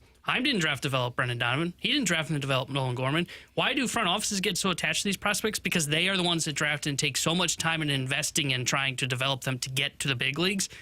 Chaim doesn't see it that way. And if he looks at this core and says, at best, we have a 500 club. We're missing stars, and it's going to take a lot to try and repair this, and all I'm going to be doing is treading water while I try and do it, what Mo's done over the last couple of years. I'm just going to tear it apart. Sure, will it potentially lose the locker room? Yeah, but I'm going into a rebuild. So do I really care about the locker room for right now? I'll fix the locker room when I need to in 3 years when we're back. You know what lost the locker room? Trading Josh Hader. You know what else it created? The ability to win for the next 5 years for the Milwaukee Brewers. Yep. They lost the locker room, and they missed the playoffs that year because of it. And then that offseason, they flipped one of the pieces that were in that deal for William Contreras and have created a 5-year stretch where they are successful again because William Contreras is a part of it. So I think the locker room's overstated. I think it was not overstated. It very clearly lost the locker room, and they went on a horrible slide the rest of that way. But then they fixed it. So can they trade Brendan Donovan and bring back a piece that pitches every 5 days and is a stud for them? They're like, hey, I really like it when that dude's on the mound. Yeah, they absolutely can. Teams do this all the time, man. Like the Cardinals traded in, was it 2015? They traded for John Lackey and got rid of a guy that everybody in that clubhouse loved. They were shocked when that deal went down, and they were furious. John Lackey comes in, starts every 5th day. It's like, oh, okay, yeah, good deal. Smart deal, Mo. Yeah. And it all goes along. That's why I said that the locker room stuff's oversight. Not that it didn't cause the Brewers to lose in that season, but it is very easily fixable if you build things the right way. It's got to be good. Got to be good. Coming up in 15 minutes, the junk drawer. But next, should I be worried that Mizzou doesn't seem to have a quarterback or a left tackle, and we're 2 weeks away from the start of the season? We'll talk about it next year on 101 ESPN.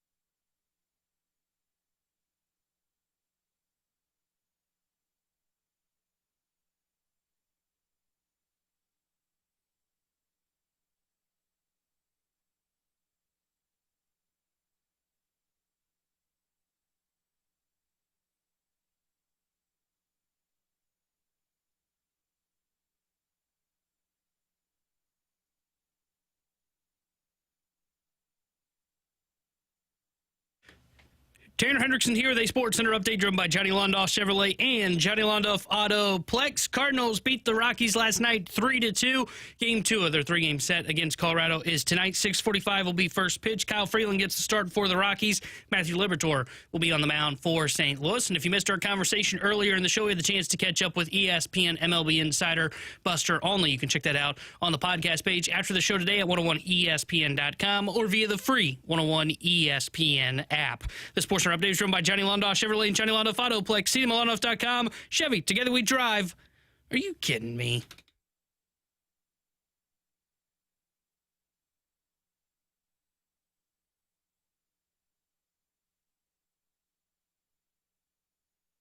Alongside Alex and T-Bone, I'm BK. Should I be worried, Alex? Because Mizzou doesn't have a quarterback named, and we're 2 weeks away from the start of the regular season. And now Mizzou doesn't have a left tackle named. And again, we're 2 weeks away from the start of the regular season. According to reports that came out of Mizzou camp yesterday, I saw the one from Eli Hoff first, but I think PowerMizzou.com had this as well. Gerard Hamilton does awesome work over there. They have moved their all-conference left guard, Caden Green, at practice over the last 2 days from left guard to left tackle. This has been telegraphed. The coaching staff after the scrimmage on Saturday, most specifically, Eli Drinkwitz said, hey, we're going to have a new lineup for you guys next week. We'll see what that looks like. We want to find our best 5 up front, right? That's the classic coach speak. We got to get our best 5 up front.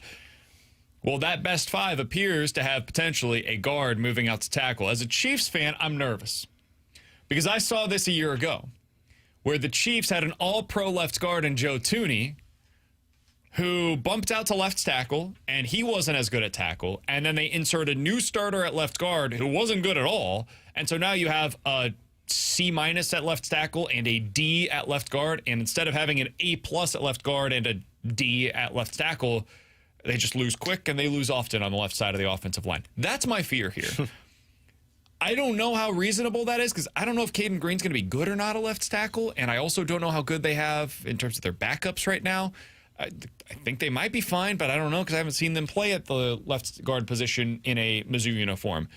Where are you at right now, Alex? Should I be worried about this, or is this a nothing burger? I'd be a little worried about it. The quarterback I'm not too worried about because, like, internally I wonder if they know and they're just not speaking it out yet and maybe want to see what it looks like. The offensive line obviously is always a problem. For how strong the SEC is going to be, that's not what you want going into it with a quarterback that's frankly, I guess, an unknown for you right now, and you've got an offensive line that might be putting the quarterback in a worse spot. That line to me from Drink, anytime you say we're trying to figure out what our best 5 looks like, tells me that you're not confident in having a best 5, which if you don't have that in the SEC, you're going to be in for some trouble. So you're going to find out how good the quarterback is if your offensive line isn't good because they're going to be under duress pretty quickly. So, yeah, I'd say that's a pretty concerning thing considering. I'm not super worried about the quarterback position. I've said that all offseason. If you don't have a quarterback named by week 1 when you're going up against Central Arkansas, that's fine to me. In fact, I actually think that might be the right way to handle it. See what these guys look like in a game. Find out how they respond to game-like atmospheres. Play them both, in my opinion, in the first half. Play one in the first quarter, one in the second quarter, and then figure it out from there. You need to have your quarterback decided by week 2 when you play Kansas. That's when I would be worried if they're still saying, like, hey, we didn't see much separation. We still don't have a guy. Then I'm worried. UMass is where I'd be really worried about. But right now, I don't really care about that. The left tackle position definitely concerns me, though. Scale of 1 to 10, my concernometer, 6, 7, and rising by the day, depending on how things go here. T-Bone, where's your concernometer at on the Missouri Tigers offense right now? Yeah, I'm a little bit more panicked on both than either of you guys are. The tackle one, especially anytime. I mean, you're right. Anytime you have to kick somebody out and we're, 2 weeks away from your first game and you're now going to try this lineup, tells me, oh, boy, we really don't have good answers here. I would be at like an 8 on that scale of where I'd be worried about the offensive line. I'm a little bit higher on the quarterback as well. And look, maybe this changes if they go about it the way they approached the whole like Brady Cook versus Sam Horn thing, where it was like clear and obvious after game 1. Oh, okay, you really did have a starter. This was all just coaches speak. But I am a little bit worried about it because Sam Horn, now again, he's kind of developed, learning the playbook. Wasn't impressed with what we saw from him in his limited time at Mizzou. You bring in Pabula, who was supposed to be the answer for you, and he can't even beat the guy that I wasn't impressed with when I first saw him. that makes me a little bit worried about what the quarterback situation is. Maybe that changes after I see them in action in week 1, and they clearly have a defined starter, even though they're saying it's not that. But I would say I'm probably at like a 6 or 7 at quarterback, and I'm at a definite 8 on the offensive line. I don't know if it's fair to judge Horn on what he was 2 years ago. A lot of guys in a system have big changes in their performances over the course of a 2-year stretch. So I don't really judge him a whole lot based on what he was in 2023. And even in that, like, he barely threw the football. So is it fair to say he might not be this all-world everything quarterback? Totally. Totally fair to say that. But they didn't have one of those previously anyways, and they were able to win double-digit games in back-to-back seasons. I just need you to be able to take care of the football. Take care of the football, push it down the field occasionally. If you can do that, I'll feel pretty okay about really that. take care of the football because your offensive line is going to be bad. Well, that's the thing what is, I'm like, worried about, dude. How can I really take that for granted? Like, sure, okay, you didn't have a great quarterback when you had Brady Cook, but that guy had no line that would protect him. Alex always does these parlays during the season, right? A lot of them. He loves the parlays. And sometimes when they hit big. But you miss on a lot of them. Oh, yeah, I rarely hit them. We get through 17 weeks of the NFL season. Alex hits on them like once, maybe twice. Maybe once. When you hit, you feel great, hell but yeah. most of the time you don't. The reason I bring this up, Mizzou this offseason feels like it's trying to hit a 4-leg parlay on their offense. They got a hit on the leg that is the quarterback. That's a tough one. That's like taking a huge underdog and saying they're going to win straight up, right? Then they have to hit on the left tackle position. They already feel as though they might have missed on that because they have said all offseason, we're trying our best to make sure Caden Green stays at left guard. And now, 2 weeks before the start of the season, he's suddenly at left tackle again. So you got to hit on your left tackle situation. Now you have to hit on left guard as well. And you're trying to hit on the running back. It sure sounds based on reports out of camp, by the way. They got that one right. And you have to hit on receiver because both of your best players at that position also left after last season.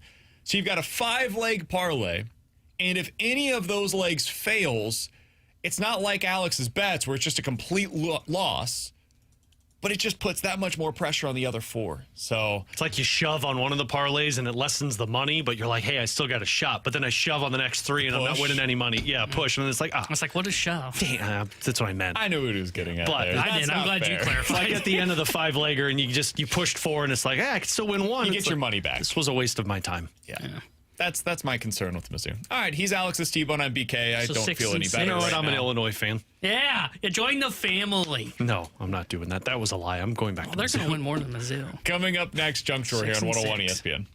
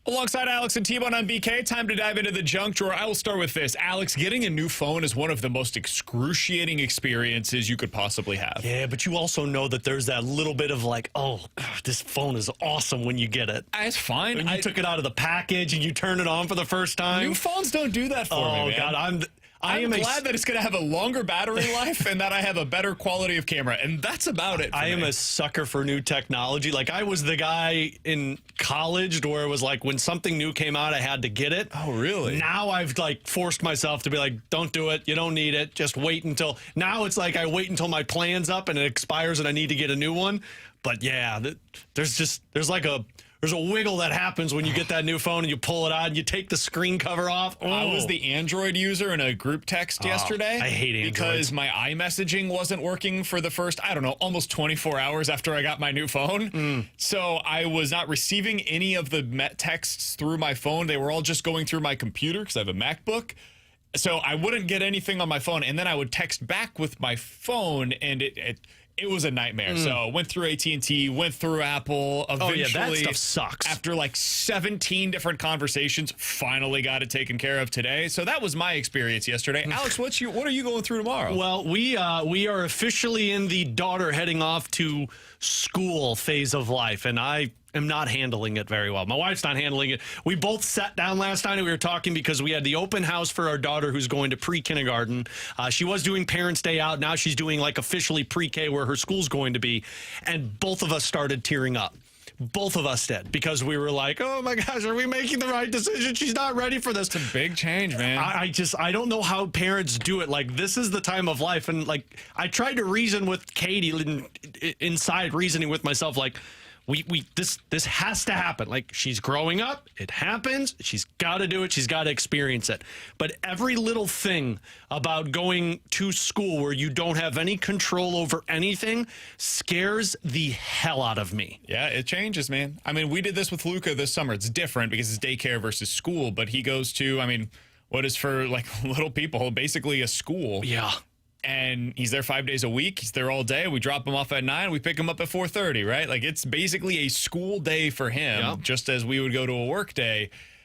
It's a lot. And when we first started going, I was like, I don't know how he's going to do with the naps.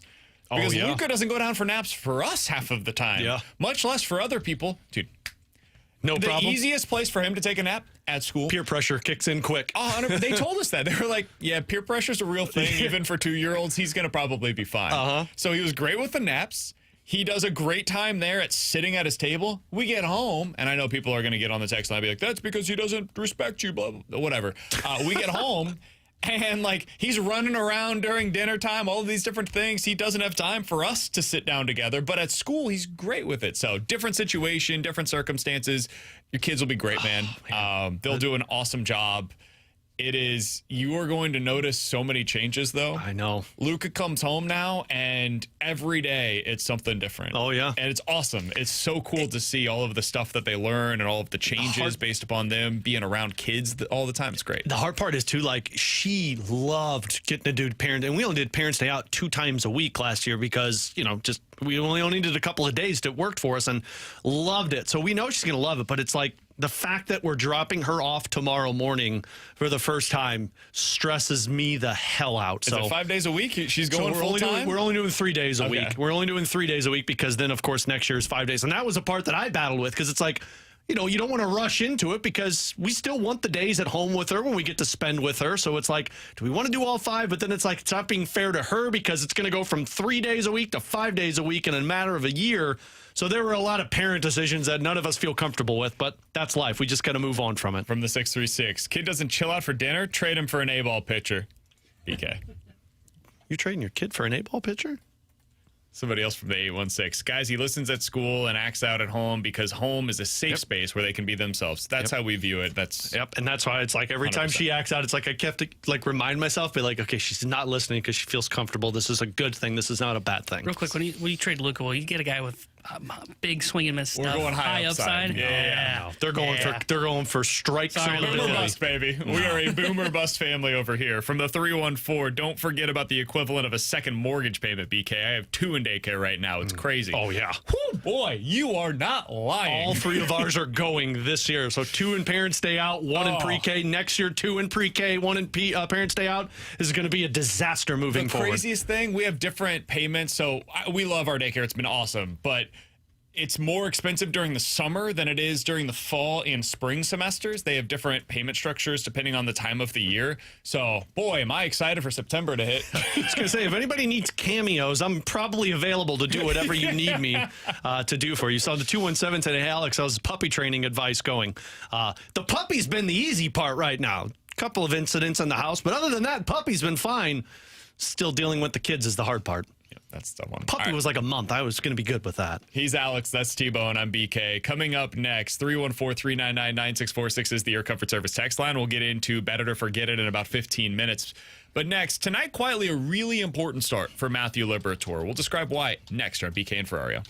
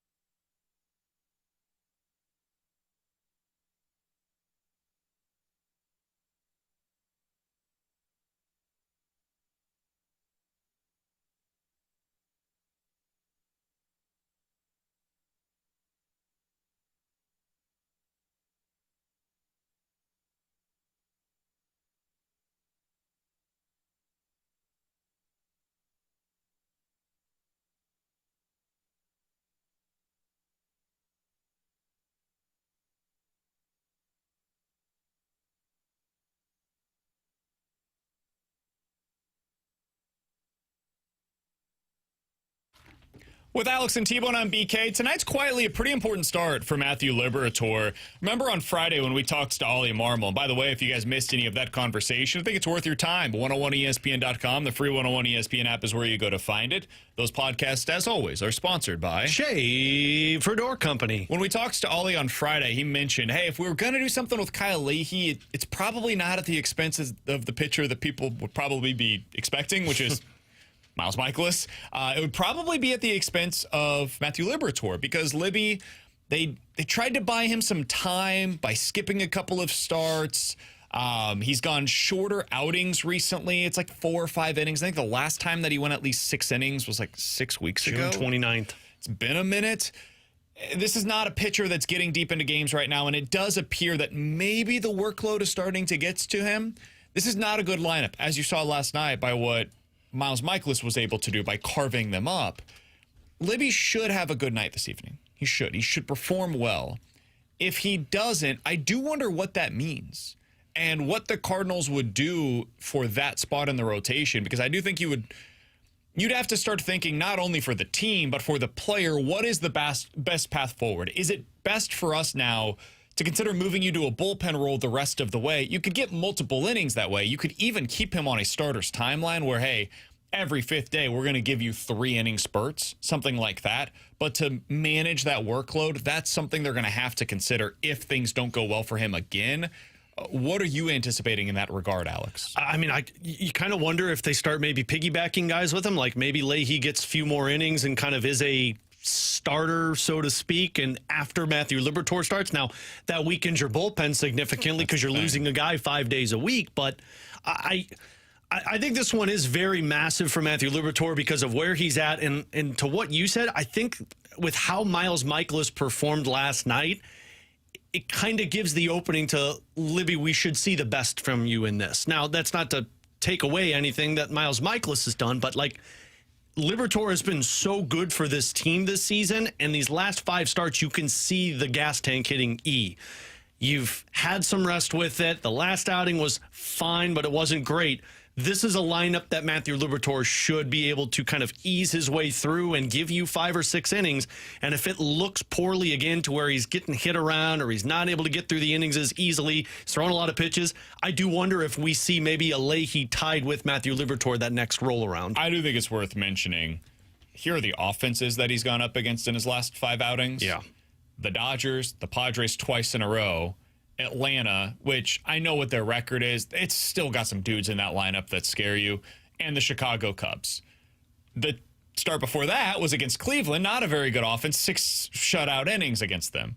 The start before that, the Chicago Cubs again. So it's been a lot of really good offenses that he's gone up against. Just the way that the schedule has landed has not been kind to Matthew Liberatore. So this is an opening in that regard, as you mentioned, Alex. Yeah, I think if you're the Cardinals, your hope is that that's kind of what this was. That was a big factor into this is, maybe he is starting to run a little bit on fumes, but he also ran into those good offenses, as you just mentioned, because if you're the Cardinals, to what Alex said, if you do kind of do the piggyback option with Libby and Leahy, now you're talking about kind of depleting the bullpen a little bit quicker, and they don't even have that as an option tonight. So Liberatore's going to have to go out there and at least eat a couple of innings.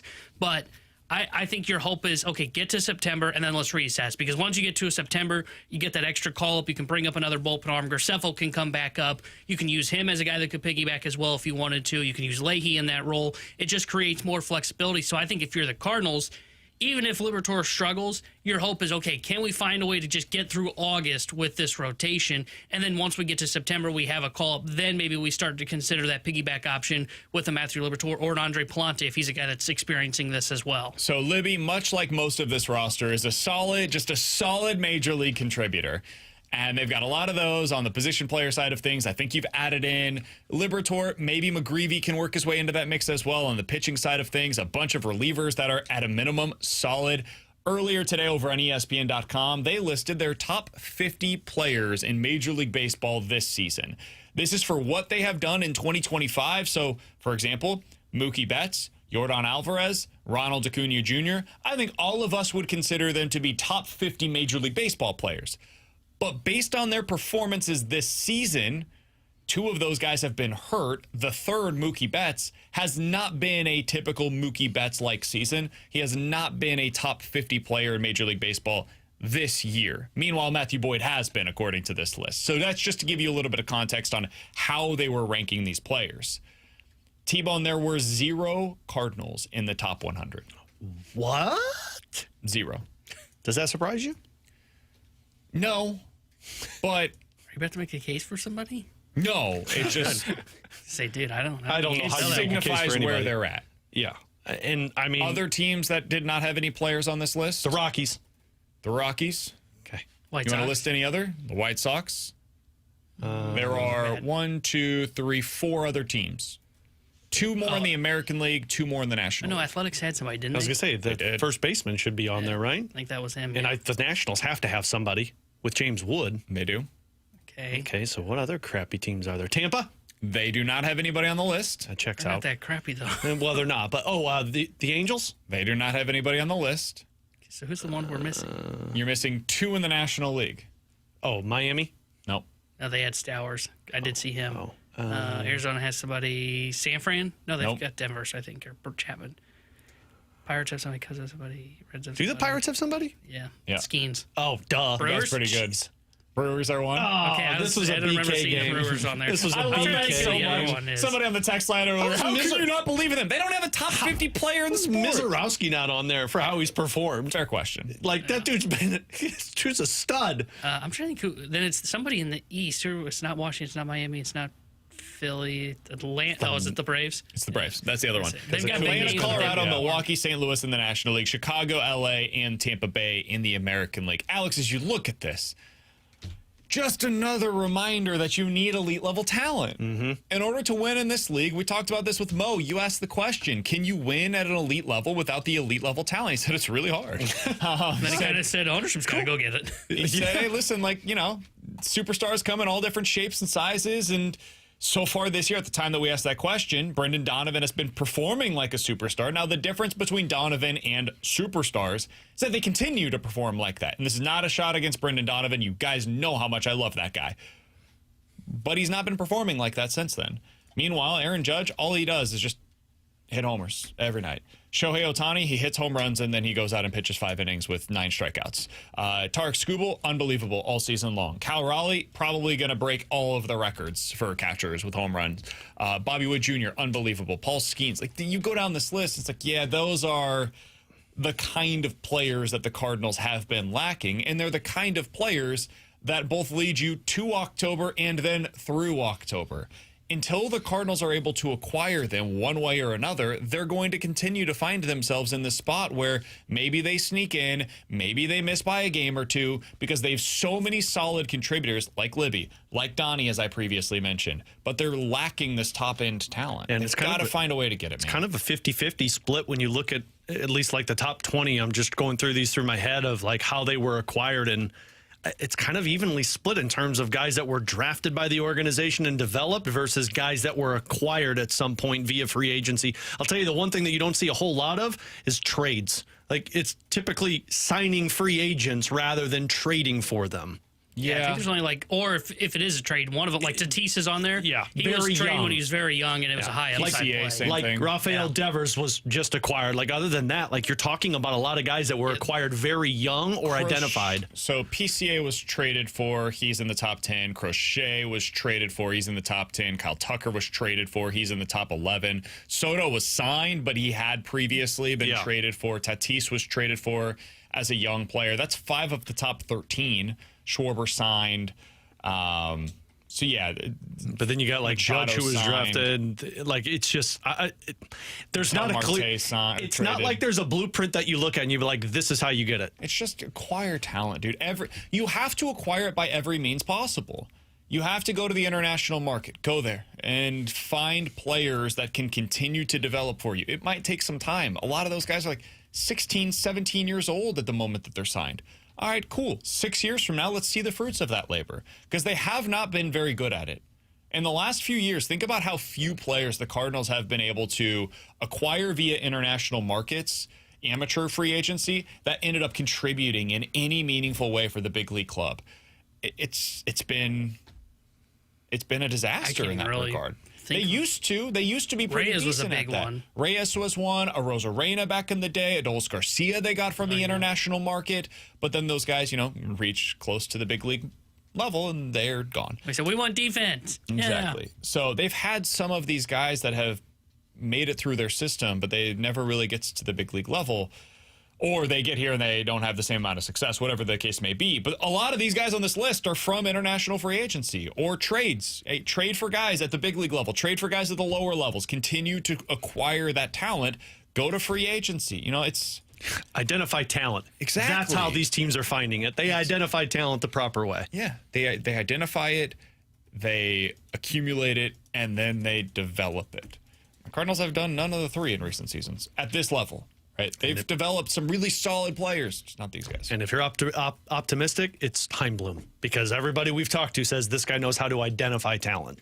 That's the hope that starts to shift for the Cardinals. And then eventually he gets stuck. But at least he identifies. Or the ownership forces him to do something, which will probably happen here too. From the 636, guys, dumb list. Brewers are the best team in baseball. Coming up next, 314-399-964. I cannot wait for them to get absolutely pummeled by a real team in the playoffs. Coming up next, time for Better to Forget It here on 101 ESPN.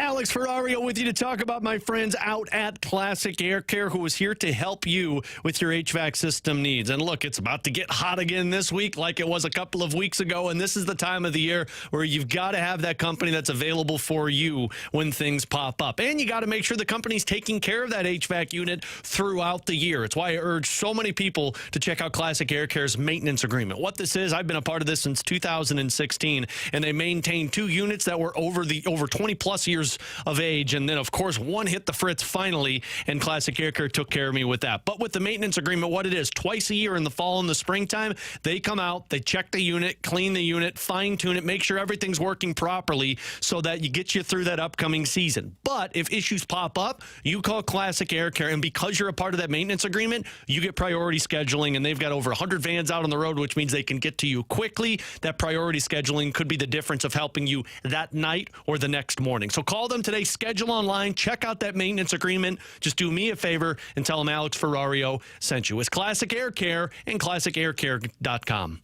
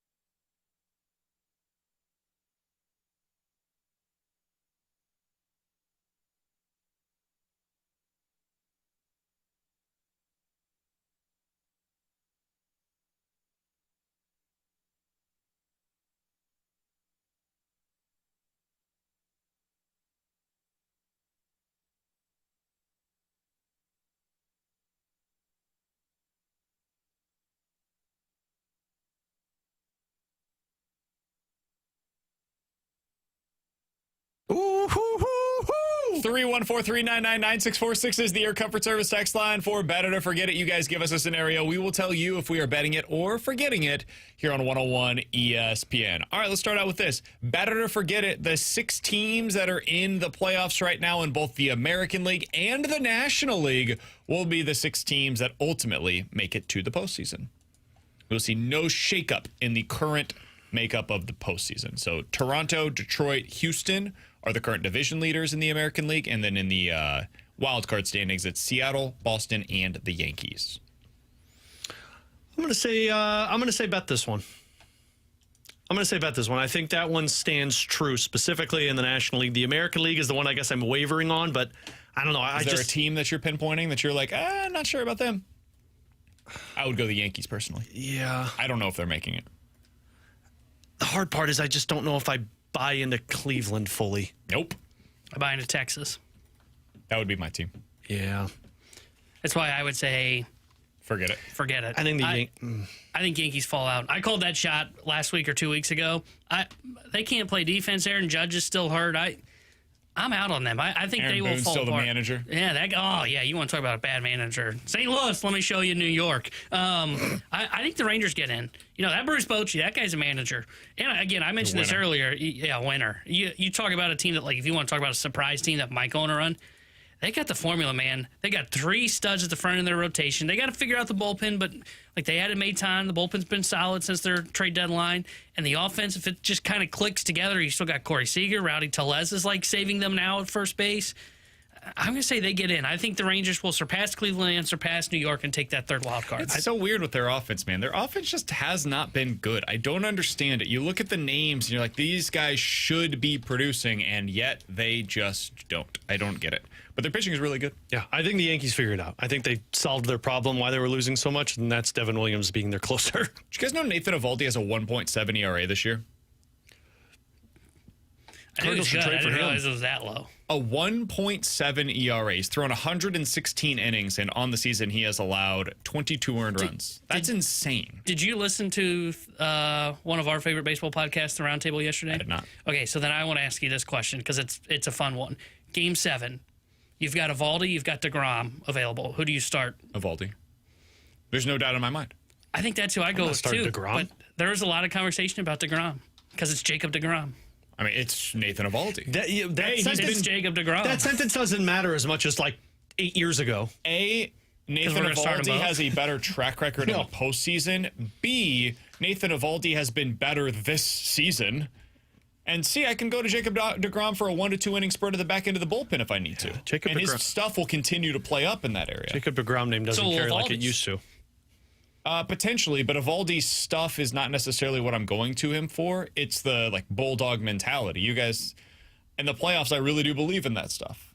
I think there are certain guys that perform better when you get into those moments, and I believe Nathan Eovaldi is among them. I think he is one of those players that figures out a way to just take his game to another level, and he's already taken his game to another level this season. I don't think that's even a question to me. But, like, I don't know that that's necessarily something you can count on, is having that decision in a Game 7, but in the event that I did, I would go with Nathan Eovaldi. I think I would too. Yeah. All right, guys, bet it or forget it. The next Cardinals star will come from the international market. I'm going to say forget it. I think I said this on the Redbird Report. I don't know why they've abandoned their whole we're going to draft and develop complementary pieces and then trade them and go get a star. I think they're going to get back to that. I think they're going to try this whole flirting with, You mean the ownership group that had the press conference that said we're going to get back to what we do well, and that's draft and develop, is going to go back to actually what they think I think they are going to go through this weird, like, 3 to 5 year period where they're going to believe they can draft and develop a star. They can go to the international market and sign a star, or they can acquire them in a trade that's like in the minor leagues when they sell off. And I think at some point they're going to have to look themselves in the mirror and say, damn, we can't really do this. We have to go out there and do our old model. So I will say forget this. I'll say forget this as well. I think they trade for one. That's where I'm at. I think they trade for one. But the international market, like if it's not trade, I think the international market's probably more likely than the drafting. I agree. T-Bone? Guys, bet it or forget it. The Cardinals will not have a 25 home run hitter this season. Oh. Closest is Wilson Contreras at 16. Oh, bet it. Yeah, they're not going to have one. I don't even know if they get to 20. Oh, surely Contreras can hit 4, right? Yeah, I'll say Contreras gets to 4. How many get to 20 though? They're at right now. probably right. They're exactly 120 games, so they have 40 games remaining. That's a home run every 10 games. For Contreras. Burleson needs 6 more home runs. He's had 14 in 108 games. I think you get one 20 home run hitter this year. Say it with your chest. I say 0. I like Contreras it. doesn't get to 20. I do not think they have anybody who gets 25. I think they will have one gets 20, and that'll be Contreras. Yeah, that I was looking yesterday because I agree. Forget it. Man, Contreras is having such a good year. 40 doubles, 22 homers, 90 RBIs is his current pace. I was looking back at my old T-Bone 3 predictions yesterday because Scott stole, what was it, 31st base and 30th base last night. I think I'm going to hit on that one because my bold prediction was he'd get 40, which would be the first one since DeShields to do it. So that one I think I'm going to get. I had Contreras for career 35 homers, and, well, here we are. 314-399-9646 is the Air Comfort Service text line for Bet It or Forget It. Guys, Bet It or Forget It from the 314. Mizzou football will finish ranked higher than the Illini. Forget it. I can't wait for Illinois to have the season this year that Mizzou had last year. I can't wait. It's going to be amazing. And what's going to make it even better is when Mizzou's 6-6 and barely gets bowl eligibility thanks to a 1 win against an FCS opponent. I don't buy into it. I don't buy into Illinois. They don't got the playmakers. I mean, I am a little worried about their playmakers. I'm worried about their O-line. Everybody tells me that's like their best unit. Quarterback's not great if you don't have the playmakers making the plays. But I'm forgetting this. I think there's a chance neither are ranked by the end of the year, if we're being honest. I could see where Illinois has what you're talking about. What do you think Illinois would do with the Mizzou schedule? I mean, it's kind of like theirs. Similar. Yeah, I was going to say, I think it's kind of like theirs because they've got a group, or they've got 3 cupcakes, which is what Mizzou has. Or I guess Illinois got only 2 because they've got 9 conference games. They've got 1 Power 4 conference opponent, and I'd say Duke and Kansas are probably about the same. And then they've got only a handful of like pretty good teams on their schedule. Like for Mizzou, it's South Carolina, it's Oklahoma, whose quarterback might be in a gambling problem. I think Mizzou's schedule is a decent amount harder, if that's what you're getting at. I think Mizzou's schedule is harder. I think the teams are similar. Illinois, I mean, South Carolina, Alabama, Texas A&M, and Oklahoma, those would be the 2nd, 3rd, and 4th and 5th toughest teams on the schedule for Illinois. The only game that you play that's harder is Ohio State. That's what I kind of meant. And then like the Illinois second toughest game on your schedule is Indiana. I would take all of those teams over Indiana going into the season. I would going into the year. I think there's a chance at the end of the year, though, that you're looking at Oklahoma's not what you thought. Same with South Carolina. Like I think, yes, right now the schedule's harder right now, but I think there's a chance you look back on it and go, okay, Illinois and Mizzou's schedules were about the same. Yeah. I don't see it that way, but it's possible. And in that event, I still think, like, if you looked at Illinois with Mizzou's schedule, I would view them similarly to how I currently view Mizzou. 8-4, 9-3. That's probably my expectation. I'd say better. We have a quarterback and a left tackle that's going in the NFL. Well, that is a fair point. 314-399-9646 is the Air Comfort Service text line for Bet It or Forget It from James. Guys, Padres to win the National League at plus 750. I have it. Would you bet it? I'd bet it. I like that bet. I couldn't believe yesterday. Speaking of the roundtable, which I asked you about earlier, they were all like, yeah, Dodgers for sure are winning the West. I'm like, what? I think the Dodgers are not winning the West. I think the Dodgers are playing in the wild card. Padres are getting the bye, and then they get to the World Series. I like plus 750. Yeah, I would bet that. Yeah, I think because I'm just trying to, between the Dodgers, Cubs, Mets, Padres, I'd take the Padres over all of those. But I think the Brewers and the Phillies are better. 314-399-9646 is the Air Comfort Service text line. Bet it or forget it. Our opinion of whether the Cardinals make the playoffs will not change if they are 2 games back at this time next week. What? Not really sure how to read that. I thought I was going to say your opinion won't change if they lose the next 2 We're versus still going to view them as Colorado. long shots to make the playoffs if they're, Even 2 if games they're 2 games back by next week, because that would mean they've gained a game. Yeah, and they've gone against the Yankees and done whatever. Bet it, yeah. My opinion probably won't change until they're like neck and neck with the Mets, and honestly, until we get to September. Yeah, September 8th is when my opinion will really shift. I want to see them. I need to see them get through that Cincinnati series. Let's see what you look like head-to-head against Cincinnati's, not because that's like a measuring stick for the quality of the team. I think we know how good the Cardinals are, but because that will be a moment where you can either pass them or fall behind further from them in the standings. But you also 'Cause you have to pass them and the Mets. It's not just one team. But that you you're also chasing. can't ish the bet against the Marlins, Tampa Correct. Bay, the Pirates before you get to that Red series. No doubt. Yeah, so that gets you to September. After that Red series, you're into September, and then we'll see where they're at. That's why I agree. I would bet this, and it's because I would wait till September, and it's not about like seeing what does the rotation get on a hot streak. It is what Alex said. Do you do what a playoff team would do, which is take 2 of 3 from Colorado, take 2 of 3 at Miami, take 2 of 3 at Tampa Bay, take 3 of 4 from the Pirates? The thing you haven't done all year, which is not play 500 baseball against those teams. Exactly. That's what gets you right back in the race. And then the Reds one will be the swing series. But, yeah, you got to take care of business against the below 500 teams, which they haven't done all year. Alongside Alex and T-Bone, I'm BK. Coming up next, we talked to Buster Olney earlier today. He said something about Heim Bloom that, I got to be honest with you guys, made me a little nervous. We'll talk about it next year on 101 ESPN.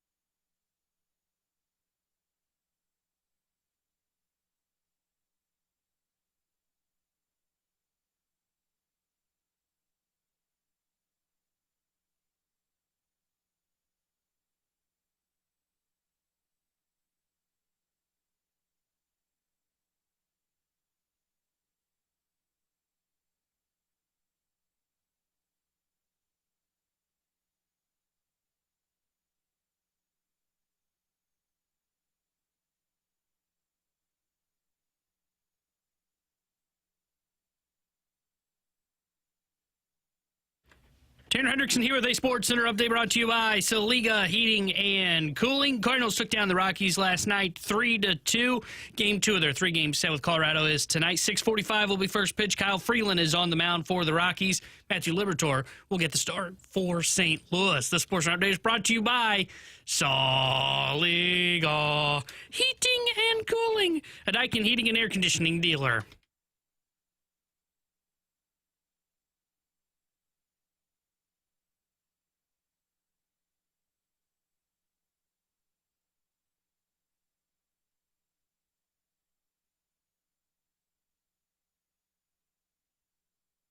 Alongside Alex and T-Bone on BK. Alex, I do not want you guys to respond to anything that I'm about to say, and I'm being actually kind of serious about that just because I don't want anybody to get in trouble. There's a big situation going on with John Matier, the starting quarterback for Oklahoma. On his Venmo account, these pictures were released yesterday. This is all alleged. He is alleged to have made transactions on his personal Venmo account, and on them the label is sports gambling. Oh, jeez. And so this became a big thing overnight. Only reason I'm even mentioning it right now is because now Oklahoma has released a statement about this, and John Matier, the quarterback for Oklahoma, has also released a statement. OU said they provide ongoing education to its student athletes, coaches, and staff on matters relating to sports gambling. The department utilizes somebody who is an industry standard service offering comprehensive monitoring, blah, blah, blah.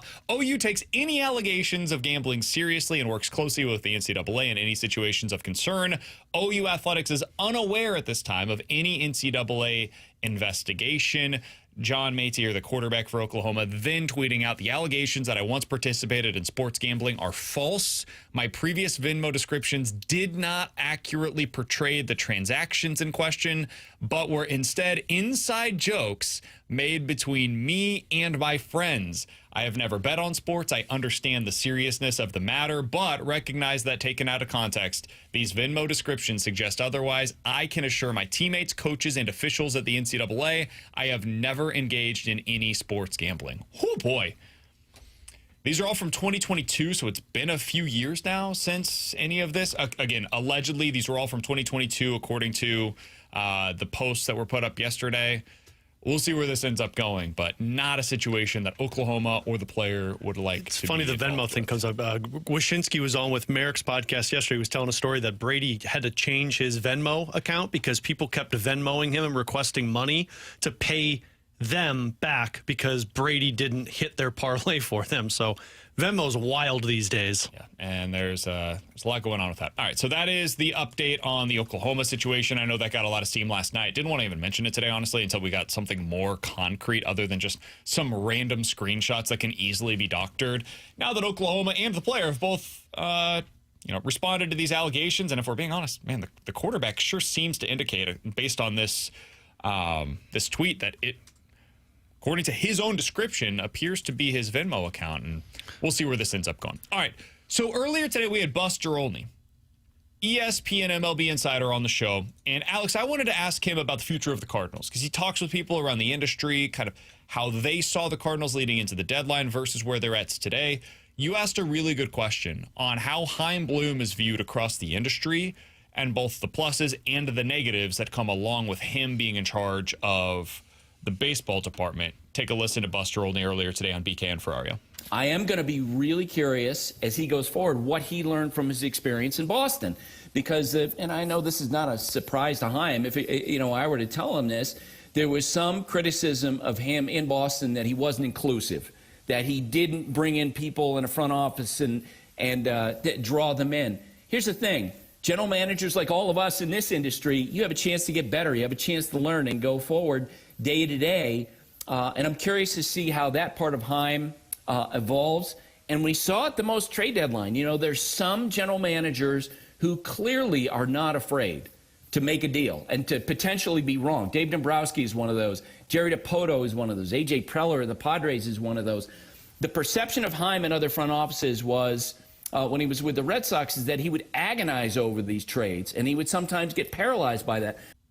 That's my fear. Good.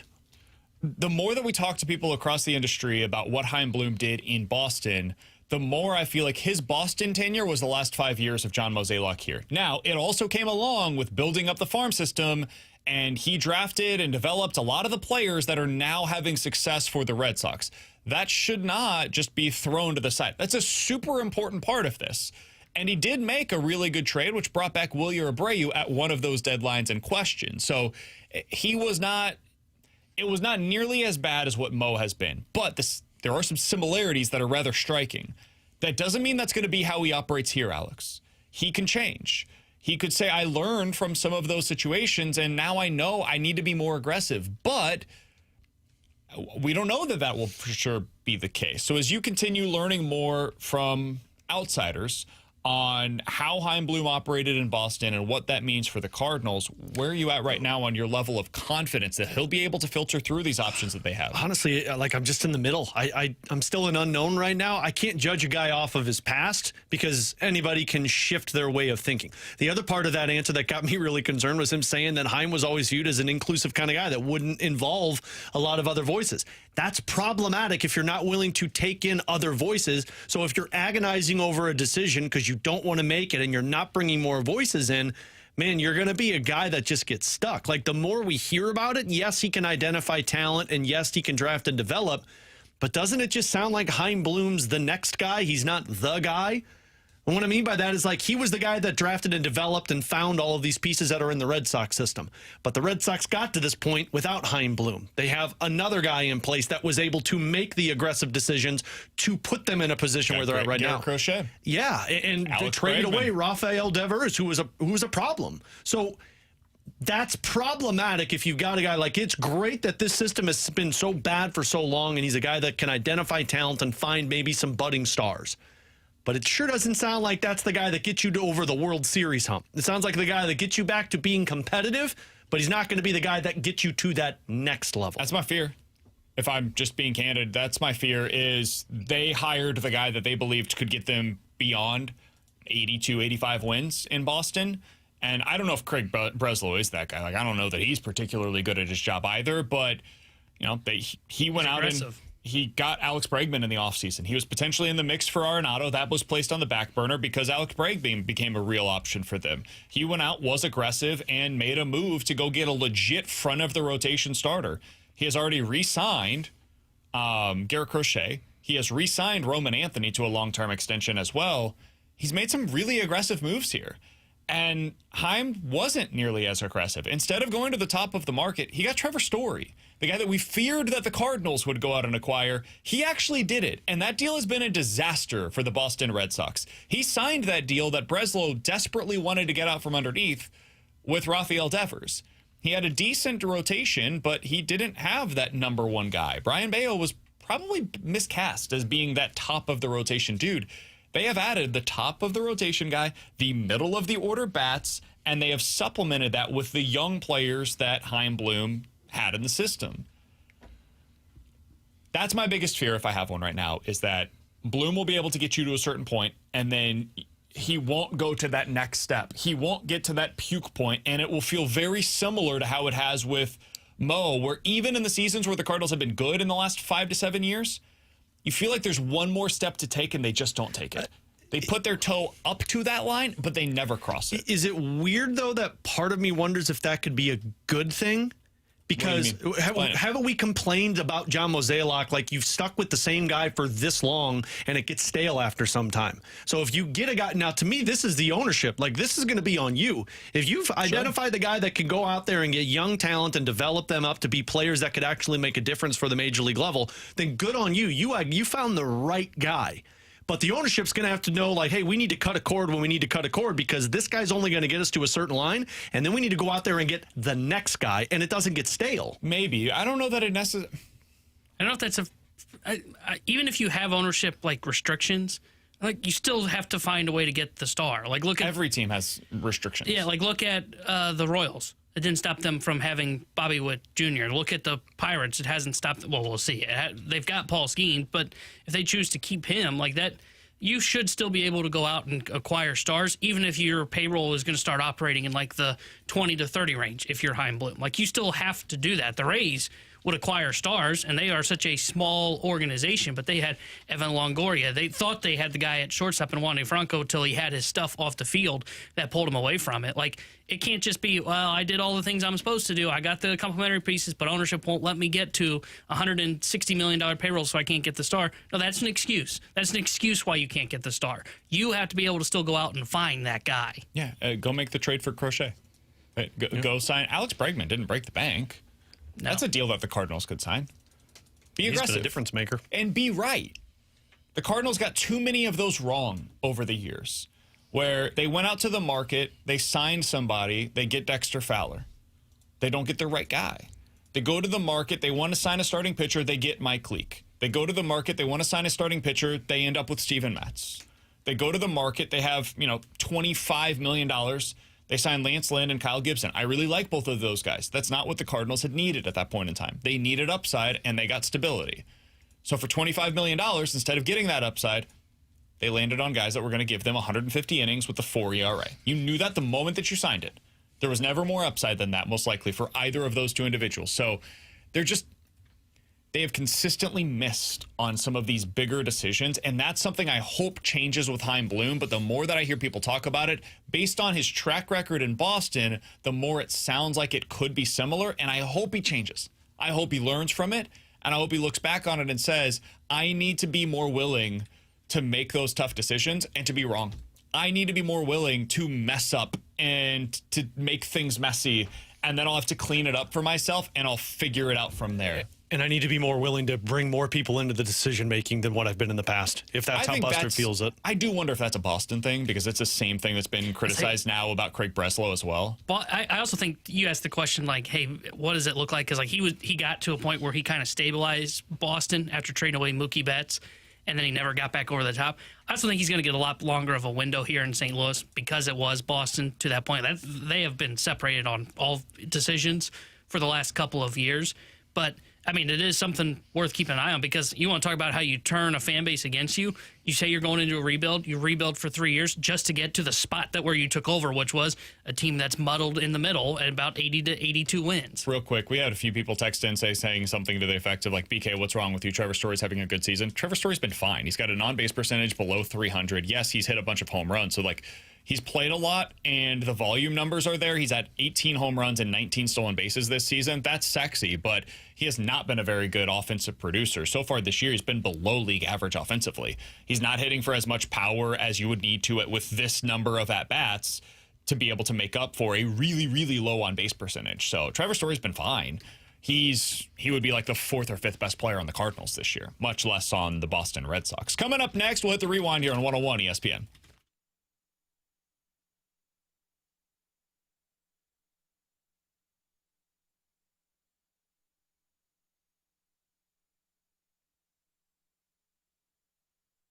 Alex Ferrario with you to tell you about my friends out at Rhino Shield, who are going to change the look of your home or your business. The exterior might look worn down. The sun, the UV rays might start deteriorating that paint that you had on the siding that you have in your home, or maybe it's the water and you're getting that water stain on it. All of these things can be corrected and give you the security with Rhino Shield's work. It's not going to chip. It's not going to flake, crack, or peel. It's waterproof and it's breathable, so it resists a lot of mold and mildew. And this is the cool part. It sticks with whatever you've got on your siding, whether it's cedar and wood, brick, aluminum, or metal, hardy plank, stucco. It can stick with whatever, and it gives you that brand new look. A 25-year transferable warranty comes with it, and you get the coating of a Rhino on the exterior of your home. So give Darren a call today. I promise you the whole process is so fluid and easy. The team that they do had my house done in about a weekend span, and it looks brand new today like they did the job 5 years ago. It's 877-25-RHINO. Just tell Darren Alex Ferrario sent you.